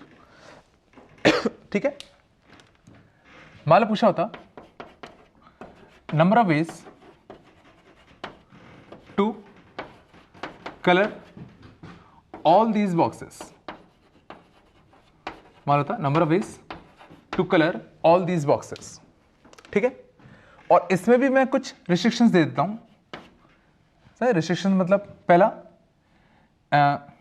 ठीक है, पहले में कोई रिस्ट्रिक्शन नहीं, जैसे पहले पार्ट में जैसे कोई भी रिस्ट्रिक्शन नहीं है, तुम किसी भी बॉक्स में कोई भी कलर भर सकते हो, कोई फर्क नहीं पड़ रहा। टोटल कितने तरीके होंगे बस वो बताओ। इसका कि नो रिस्ट्रिक्शन का मतलब क्या है कि कोई भी रिस्ट्रिक्शन नहीं है, तुम किसी भी बॉक्स में कोई भी कलर का यूज कर सकते हो। ये चल रहा है, तो देखते हैं पहले पार्ट का आंसर क्या है। सर क्वेश्चन में है कि तुम्हारे पास 7 कलर पेंट्स हैं, तुम्हारे पास 5 कंसेक्यूटिव बॉक्सेस रखे हैं, तो टोटल कितने तरीके होते हैं जिससे तुम इन 5 बॉक्सेस को कलर कर सकते हो। पिछला, तो वापस से देखते हैं तुम्हारा काम क्या है। क्या तुम्हारा काम हर एक पेंट को यूज करना है, ये इन 5 बॉक्स को कलर फिल करना है। तो शायद समझ में आ रहा हो कि तुम्हारा काम क्या है, number of ways to colour all these boxes. तो तुम्हारा काम है कि सारे के सारे बॉक्स कलर्ड हो जाए। ये चल रहा है, तो सोचो मैं कह रहा हूं इस पूरे काम को करने के लिए, ध्यान देना, इस पूरे काम को करने के लिए समझने की कोशिश करना। वापस से मैं इसको केसेस में तोड़ दूं कि तुमने पहले बॉक्स को कलर किया, फिर तुमने दूसरे बॉक्स को कलर किया, फिर तीसरे को, फिर चौथे को, फिर पांचवे को। जब सोचो 5 को तुम कलर कर लोगे तो तुम्हारा काम हो जाएगा। ये चला, पहला सब जॉब मेरा क्या है कि मैं पहले बॉक्स को कलर कर रहा हूं। दूसरा सब जॉब क्या है कि मैं दूसरे बॉक्स को कलर कर रहा हूं। तीसरा सब जॉब मैं तीसरे बॉक्स को कलर कर रहा हूं। और सोचो जब 5 के 5 जब तुम सब जॉब अपने कंप्लीट कर लोगे तो तुम्हारा अल्टीमेट काम पूरा हो जाएगा। इस पक्का बीच में मल्टीप्लाई का यूज होगा। अब देखते हैं, तो पहले बॉक्स को कलर करने के तरीके कितने थे, 2 3 4 5 6 7। तो पहले बॉक्स को कलर करने के तरीके कितने, 7। दूसरे बॉक्स को कलर करने के कितने तरीके होते, ध्यान देना ये भी 7 होंगे, क्योंकि इसमें मैंने कोई भी रिस्ट्रिक्शन नहीं दिया है। तो तुम सेम कलर जो तुमने यहां भरा होता सेम यहां भी यूज कर सकते थे, इसलिए ये भी 7। तीसरे को भी 7, चौथे को भी 7, पांचवे को भी 7। तो शायद समझ में आ गया होगा इस वाले पार्ट का आंसर कितना आता, 7 की पावर कितना, 5। ये चला, अगला पार्ट देखते हैं। ठीक है, no 2 consecutive boxes are of same colour. समझ गए ना, अल्टीमेट काम तुम्हारा अभी भी यही है, number of ways to colour all these boxes. ये तुम्हारा अल्टीमेट काम था, बट अब इस काम को करने के लिए कुछ अलग अलग रिस्ट्रिक्शंस लग रही हैं। ठीक है, तो जैसे इस वाले केस में रिस्ट्रिक्शन क्या लग रही है, that no 2 consecutive boxes have same colour. देखते हैं, तो समझना, अभी भी समझना, जो मैं सब जॉब्स हैं वो अभी भी मैं वही रख रहा हूं कि पहला सब जॉब बॉक्स 1 को कलर करो, फिर बॉक्स 2 को कलर करो, फिर बॉक्स 3 को, फिर बॉक्स 4 को, फिर बॉक्स 5 को। अभी भी मेरे जो सब जॉब्स हैं वही है। देखते हैं, तो मैं गया भाई, सबसे पहले बॉक्स 1 को कलर करना था और अभी तो कोई दिक्कत है नहीं, तो सीधा बॉक्स 1 को कलर करने के तरीके कितने होते, 7। कोई दिक्कत नहीं। अब समझना, जब तुम बॉक्स 2 को कलर करने जाओगे तो number of ways now to colour this box B2। तो इसके लिए समझना जो नंबर ऑफ कलर्स यूज होंगे वो शायद सोचने की कोशिश करो 6 होंगे, क्योंकि इस बार समझना मुझे 2 कंसेक्यूटिव बॉक्सेस में सेम कलर यूज नहीं करना। तो सोचो जो भी तुमने कलर यहां फिल किया होगा वो ऑप्शन सोचो यहां खत्म हो जाएगा। मींस इस वाले बॉक्स को सोचो अब कलर करने के जो नंबर ऑफ तरीके बचेंगे वो 6 ही बचेंगे। ये चला। और ये समझने की कोशिश करना कि मैंने पहले ये वाला काम किया फिर मैं ये काम करने जा रहा हूं, तो इस बार सोचो फर्क पड़ रहा है कि इसके नंबर ऑफ वेज कितने हैं इस पे। ये चला। मैं से एक एक करके काम को कर रहा था। अब सोचो ये बॉक्स तुमने कर दिया फिल। अब जरा सोचने की कोशिश करो कि तीसरे बॉक्स को फिल करने के तरीके कितने होते हैं। सोचो। तो सर तीसरे बॉक्स को फिल करने के लिए सोचो, और अभी भी कंडीशन ये है कि हमें 2 कंसेक्यूटिव बॉक्सेस को सेम कलर नहीं करना। तो बिल्कुल सही है, 7 में से सोचो जो इस वाले में जो तुमने कलर यूज किया होगा वो तुम इसमें यूज नहीं कर सकते। तो 7 में से कितने बचे? 6। लेकिन ध्यान रखना इसमें जो तुमने कलर किया था वो इसमें अब यूज कर सकते हो। तो ध्यान रखना यहां 5 नहीं होंगे, यहां अभी भी कितने होंगे? 6 ही होंगे। ये चला कि एक ही कलर हम नहीं कर सकते यूज, कौन सा? जो इसमें यूज किया था। ये वाला तो अभी भी यूज कर सकते थे। ये समय तो शायद समझ में आएगा कि B4 को भी कलर करने के तरीके होते 6, B5 को भी करने के तरीके होते 6। तो आंसर कितना आता? 7 × 6⁴। ये समझ में आया? तो ये फील करने की कोशिश करो कि हम काम को एक एक करके कर रहे हैं। पहले ये किया, फिर ये किया, फिर ये, फिर ये, फिर ये। समझ गए? और अगर इस पे डिपेंडेंसी थी तो उसके हिसाब से हमने यहां पे चेंज कर दिया। ठीक है? जैसा अगर मान लो इसमें होता all should have different colour. देखते हैं कि सारे बॉक्सेस में ना डिफरेंट कलर दिखने चाहिए। ये मतलब बेसिकली किन्हीं भी 2 में सेम कलर नहीं दिखना चाहिए। ये तो काम हो गया इसका। वापस से देखते हैं। तो B1 B2 B3 B4 B5 वापस से सेम तरीका कि पहले हम B1 को फिल करेंगे, फिर B2 को, फिर B3 को, अप टू कितना? B5 को। तो वापस से B1 को फिल करने के तरीके कितने होते? 7। कोई दिक्कत नहीं। B2 को फिल करने के लिए कोई भी 2 बॉक्स सेम कलर के नहीं होने चाहिए। तो जो कलर तुमने यहां भरा होगा वो यहां नहीं यूज कर सकते। अब B3 को फिल करने जब जाओगे तो सोचो इस बार जो इसमें कलर भरा था वो भी नहीं ले सकते और जो इसमें भरा था वो भी नहीं ले सकते। जब B4 को करने जाओगे तो ये वाला कलर, ये वाला कलर और ये वाला कलर तीनों नहीं ले सकते। ये समझ में आ रहा है कि इसमें 7 कलर नहीं बने हमने, ये 7 तरीके हैं। कलर तो इसमें कोई एक ही फिल हुआ होगा, इसमें भी कोई एक ही कलर फिल हुआ होगा, इसमें कोई एक कलर फिल हुआ होगा। तो टोटल 3 कलर अब हम लोग नहीं ले सकते। तो 7 में 3 के बच्चे कितने? 4। इसका कितना? 3। तो इसका जो आंसर आएगा ये कितना आ जाएगा? 7⁴/2। ये चला। तो उम्मीद है समझ में आ रहा होगा कि समझ गए ना सब जॉब्स में डिवाइड करना, फिर चीजों को मल्टीप्लाई करने का सेंस क्या है। ठीक है? ये बहुत बार करोगे तो डायरेक्टली फील आया है कि ऐसे करना होता है, बट उसके पीछे का लॉजिक समझने की कोशिश करो कि हम लोग ऐसा कर क्यों रहे हैं। ठीक है? तो पहले क्लास में इससे फोकस करो कि मल्टीप्लाई करा क्यों, प्लस करा क्यों।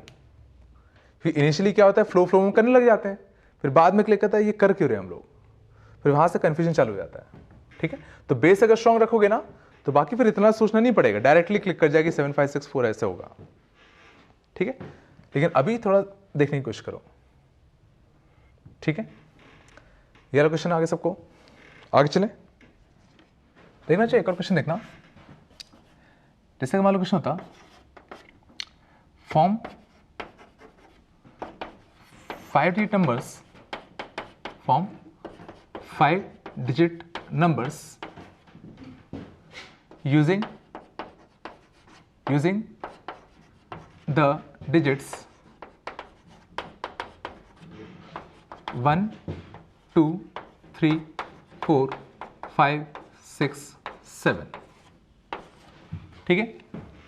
तुम्हारे पास है ना 7 डिजिट्स मैंने दे रखे हैं, तो मैं इन 7 डिजिट्स का यूज करके 5 डिजिट के नंबर्स बनाने हैं।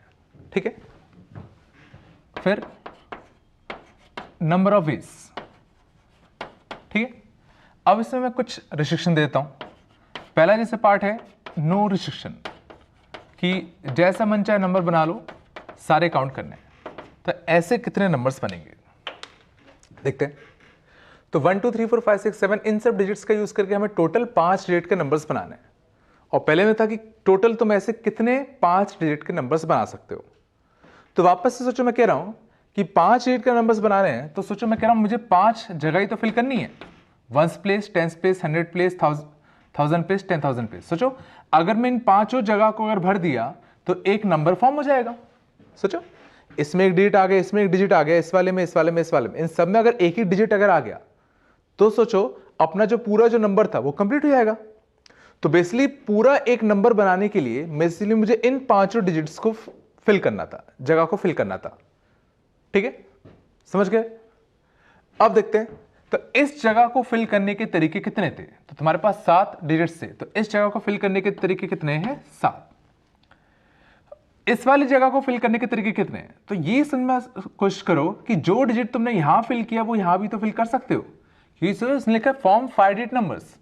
तो सर 5 डिजिट नंबर्स में सेम डिजिट तो हो ही सकते ना हर एक नंबर में, 33256, 44492। समझ गए ना? मैं जो डिजिट तुमने यहां फिल किया है सेम यहां भी फिल कर सकते थे। तो इस वाले प्लेस को भी भरने के 7 तरीके, इसको भी 7, इसको भी 7, इसको भी 7। तो टोटल ऐसे 7 की पावर 5 इतने सारे 5 डिजिट के नंबर्स तुम इन सब का यूज करके बना सकते थे। ये चला, अगला देखते हैं। ठीक है, number of even numbers among them. Number of even numbers among them means जो तुमने समझ गए ना 5 डिजिट के नंबर्स जो बनाए इन डिजिट्स का यूज करके, उनमें से कितने इवन थे। ठीक है, तो ये सोचने की कोशिश करो कितने इवन थे, या तो ये कहो कि कितने ऐसे नंबर्स थे जिसमें आखिरी जो डिजिट था वो इवन गया। सोचो ये तो मतलब है। सोचो तुमने क्या करा, इन पांचों जगह को एक नए डिजिट से फिल किया तो एक एक नंबर बनता चला गया। तो मैं कह रहा हूं कितने ऐसे नंबर बने जो कि इवन थे। तो सोचो इवन बनाने के लिए तुम्हें इसलिए क्या करना था। देखो अभी भी ये तो कंफर्म है कि नंबर फॉर्म करने के लिए तुम्हें इन पांचों जगह को एक ही डिजिट से फिल करना है। बस इवन रखने के लिए तुम्हें इतना ध्यान देना पड़ेगा कि ये जो आखिरी डिजिट होगा वो एक इवन नंबर से फिल हो। तो सोचो वापस से इसको भरने के कितने तरीके थे? 7। इसको भरने के कितने तरीके थे? अभी 7। इसको भरने के तरीके थे 7। इसको भरने के भी 7। बट इस वाली जगह को सोचो भरने के लिए तुम्हें इवन नंबर से फिल करना पड़ेगा। और इवन नंबर्स कितने हैं? 2, 4, 6 मिस कितने? 3। तो इसमें नंबर ऑफ इवन नंबर्स जो होंगे वो तुम्हारे कितने जाएंगे? 3 इंटू कितना? 7 की पावर 4। तो शायद समझ में आ गया होगा कि इसी में अगर तुमसे पूछता है कि नंबर ऑफ इसमें ऑड नंबर्स कितने मौजूद थे, तो बेसिकली अब मुझे नंबर्स को ऑड बनाना है। तो नंबर को ऑड बनाने के लिए मैं कह रहा हूं सीधा इसको भरो 7, इसको भी 7, इसको भी 7, इसको भी 7, और आखिरी प्लेस बस इवन नहीं होना चाहिए। मीन्स 1, 3, 5, 7। तो इसके कितने तरीके होते? 4। तो कितना हो जाता? 4 इंटू कितना? 7 की पावर 4। और सही बात है, total number of even numbers plus odd numbers is equal to total numbers के बराबर होने चाहिए थे। और देखो है भी, इन दोनों का सम करो, इसके बराबर आएगा। ये चला, यहां तक कोई दिक्कत नहीं। मान लो अगर होता, ध्यान देना, मान लो अगर होता, अब मान लो क्वेश्चन थोड़ा चेंज हो जाता। अब मान लो तुम्हें सेम इन तीनों ही क्वेश्चन का आंसर देना है। If digits can not be repeated, can not be repeated. समझे? पहले पार्ट में हमने क्या किए थे कि सेम डिजिट एक से ज्यादा बार किसी नंबर में आ सकता है। अब मान लो मैंने कहा कि तुम्हें बस इन्हीं 3 क्वेश्चन का आंसर देना है, बस डिजिट्स किसी भी नंबर में रिपीट नहीं होने चाहिए। तो पहला पार्ट देखते हैं कि टोटल ऐसे कितने 5 डिजिट के नंबर्स होते हैं। टोटल 5 डिजिट नंबर्स कितने होते? Using 1, 2, 3, 4, 5, 6, 7, but digits should not be repeated. तो वापस से देखते हैं। तो 5 जगह थी, वापस से ये काम तो अभी भी ट्रू है कि तुम्हें इन पांचों जगह को एक एक डिजिट से फिल करना था, और जब पांचों को फिल कर लोगे तो तुम्हारा काम कंप्लीट हो जाएगा। ये चला। तो पहले को फिल करने का तरीका अभी भी तुम्हारा कितना होगा? 7। अब सोचो दूसरे नंबर को दूसरे डिजिट को फिल करने के तरीके में ये सोचने की कोशिश करो कि इस बार जो डिजिट तुमने यहां फिल कर दिया होगा वो डिजिट तुम अब यहां फिल नहीं कर सकते। तो सोचो दूसरे डिजिट को फिल करने के तरीके कितने होते? 6। जो तुम यहां भर चुके हो, यहां भर चुके हो, वो यहां नहीं भर सकते। तो इस वाले को भरने कितने होते? 5। इस वाले को भरने कितने होते? 4। इस वाले को भरने कितने होते? 3। मीन्स ऐसे सोचो 7 फैक्टोरियल बाय 2 इतने नंबर्स होते। ये चला, ये ऐसा क्वेश्चन में बाकी इंटरेस्टिंग हुई देखना। बी पार्ट, बी पार्ट क्या था, number of even numbers among them, means ये जो हमने 5 डिजिट के नंबर्स बनाए जिसमें कोई भी डिजिट रिपीट नहीं था, उन सब में से अब इवन नंबर्स कितने थे, ये चला। ये देखना थोड़ा, अब ये तो अभी भी ट्रू है कि बेसिकली हमें इन 5 ब्लैंक्स को भरना था। जब तुम इन 5 ब्लैंक्स को डिजिट से फिल कर दोगे तो तुम्हारा काम हो जाएगा, लेकिन अब तुम्हें ये भी देखना है कि इससे जो नंबर फॉर्म हो रहा है वो इवन हो। ठीक है, देखते हैं। तो सर मान लो तुमने इससे भरना चालू किया, मान लो, तो इसको तुमने फिल किया, तो कितने तरीके थे, 7, कोई दिक्कत नहीं। इसको फिल करने गए और चूंकि डिजिट्स रिपीट नहीं कर सकते तो इसके कितने तरीके थे, 6। इसको करने गए तो इसके लिए कितने बचे, 5। इसको करने गए तो इसके लिए कितने बचे, 4। तो सोचो अभी तक तुम 4 डिजिट्स फिल कर चुके हो। अब तुम इसको भरने गए और ये हमें पता था कि नंबर को हमें इवन रखना था, तो अब तुम क्या चाहोगे कि यहां पे एक इवन नंबर जाए, तो इसको भरने के कितने तरीके होंगे। तो शायद एक छोटी सी दिक्कत सी आ रही होगी। दिक्कत सोचो क्या आ रही होगी कि बिल्कुल से यहां पे एक इवन नंबर भरना था, तो इवन नंबर हमारे पास कितने थे, 3 थे, 2, 4 और 6। लेकिन सोचो हमने यहां पे क्या किया, रैंडमली 7 डिजिट्स में से किसी भी एक डिजिट का यहां पे यूज किया होगा। बचे 6 डिजिट में से किसी एक डिजिट का हमने यहां यूज किया होगा। बचे 5 डिजिट में से किसी एक का हमने यहां यूज किया होगा। तो हमें थोड़ी पता है कि जो हम इवन नंबर यहां भरने के लिए जा रहे हैं, ऐसा तो नहीं कि उनका हमने यहां यूज कर लिया हो। सोचो तुमने तो यहां का भाई इसको भरने के 7 तरीके थे, तो 2 भी उसमें जा सकता था, तो हो सकता है इसमें 2 चला गया हो। तो सोचो अब हमें नहीं पता कि हमारे पास इवन नंबर बचे कितने हैं। हो सकता है एक भी ना बचाओ, 2 यहां चला गया, 4 यहां चला गया, 6 यहां चला गया, तो यहां 0 आएगा। सोचो क्या हो सकता है तीनों बच गए हो। तो सोचो ये समझने की कोशिश करो कि अब यहां पे हमें नहीं पता कि हम यहां पे कितने तरीके से भर सकते हैं। ये इसलिए हमने क्या करा, तो सर ना ये दिक्कत इसलिए आई क्योंकि सर ना जो दिक्कत दे रहा था वो ये वाला प्लेस था। ये फिल करने की कोशिश करो, इस वाले क्वेश्चन में जो दिक्कत देने वाली जगह थी वो ये वाली जगह थी। तो हम लोग क्या करेंगे, बिल्कुल सही तरीका अभी भी वही रखेंगे, बट इस बार हम लोग जो भरना जो चालू करेंगे वो यहां से भरना चालू करेंगे। क्योंकि देखो दिक्कत ये दे रहा है, तो जो चीज दिक्कत दे रही है पहले उसको कंप्लीट कर लेते हैं। तो देखो 5 डिजिट का नंबर होना था, डिजिट्स रिपीट नहीं होने थे और इवन होना था, तो पहले इसी को फिल कर लेते हैं। तो इसको फिल करने के तरीके कितने हैं, तो ध्यान रखना अभी तक हमने एक भी डिजिट फिल नहीं किया, तो अभी हमारे पास सारे के सारे मौजूद हैं। तो इसको फिल करने के तरीके कितने होते, या 2 से या 4 से या 6 से, तो इसको फिल करने के तरीके होते 3। अब सोचो जो भी दिक्कत देने वाला जो जगह था वो खत्म हो गया। अब तुम किसको किसी भी ऑर्डर में भरो फर्क नहीं पड़ता। अब तुम चाहे पहले इसको भरो, फिर इसको, फिर इसको, फिर इसको, या पहले इसको, फिर इसको, फिर इसको, फिर इसको, फर्क नहीं पड़ता, आंसर सेम आएगा। तो देखो एक डिजिट यहां भर चुके हैं, इवन वाली दिक्कत खत्म हो चुकी है। अब इसको भरने के तो सर ना 7 में से एक डिजिट जा चुका है, तो इस वाले को भरने के तरीके कितने बचते, 6। इस वाले को भरने के लिए 2 डिजिट जा चुके हैं, 5, इसको 4, इसको 3, ये चला। तो इस वाले पार्ट का जो आंसर आता वो कुछ ये आता। तो शायद समझ में आ गया होगा कि जो चीज दिक्कत दे पहले उसको फिल करो, फिर बाकियों को फिल करो। सर ना यहां पे दिक्कत क्यों नहीं आ रही थी, यहां पे कोई भी दिक्कत देने वाला नहीं था, तो मैं बार बार यहां से फिल कर रहा था, तो बिल्कुल आंसर हमेशा सही आ रहा था। इवन यहां भी कोई दिक्कत नहीं थी, यहां से भरना चालू कर रहा था तो आंसर ही आया। ध्यान देना अगर तुम यहां से भी अगर भरना चालू करोगे तो भी आंसर सेम आता। सोचो इसको भरने के 7, इसको 6, इसको 5, इसको 4, इसको 3, आंसर तभी भी वही आएगा। ये चल रहा है, तो आंसर पे फर्क नहीं पड़ेगा। ठीक है, ये आया थोड़ा बहुत। तो इसी में से अगर तुमसे पूछा होता कि टोटल नंबर ऑफ इसमें ऑड नंबर्स कितने होते, तो क्या करते, वापस से दिक्कत कौन दे रहा है ये, तो पहले इसको एक ऑड नंबर से फिल कर लो। तो ऑड नंबर कितने थे, 1, 3, 5, 7, तो इसको भरने के तरीके कितने होते, 4।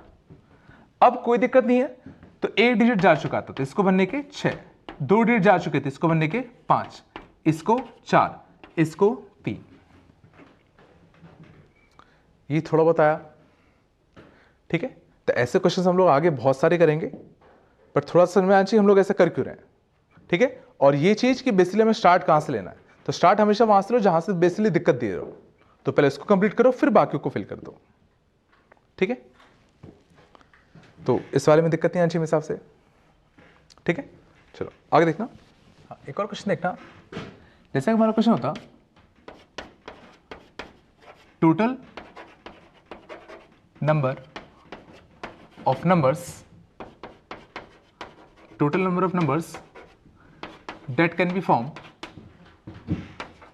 that can be formed using 1, 2, 3, 4 and 5. No digits should be repeated. No digit should be repeated.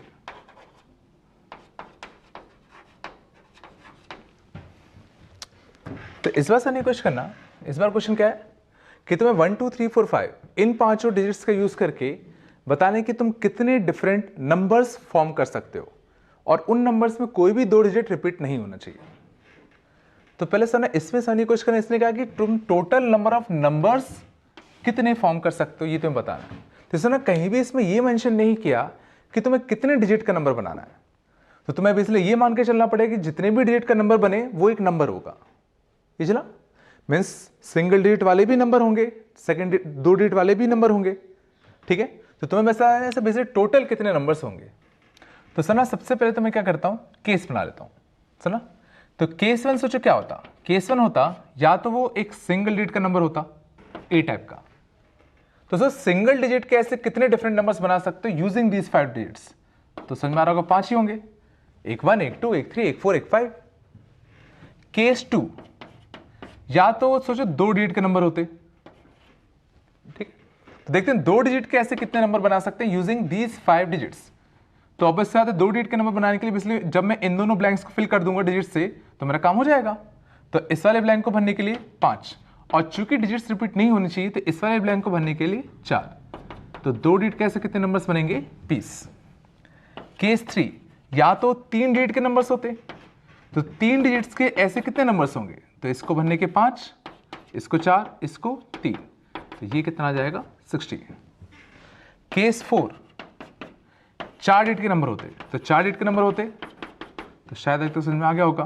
तो 5, 4, 3, 2 मीन्स कितना 5 फैक्टोरियल। या तो सोचो 5 डिजिट के नंबर होते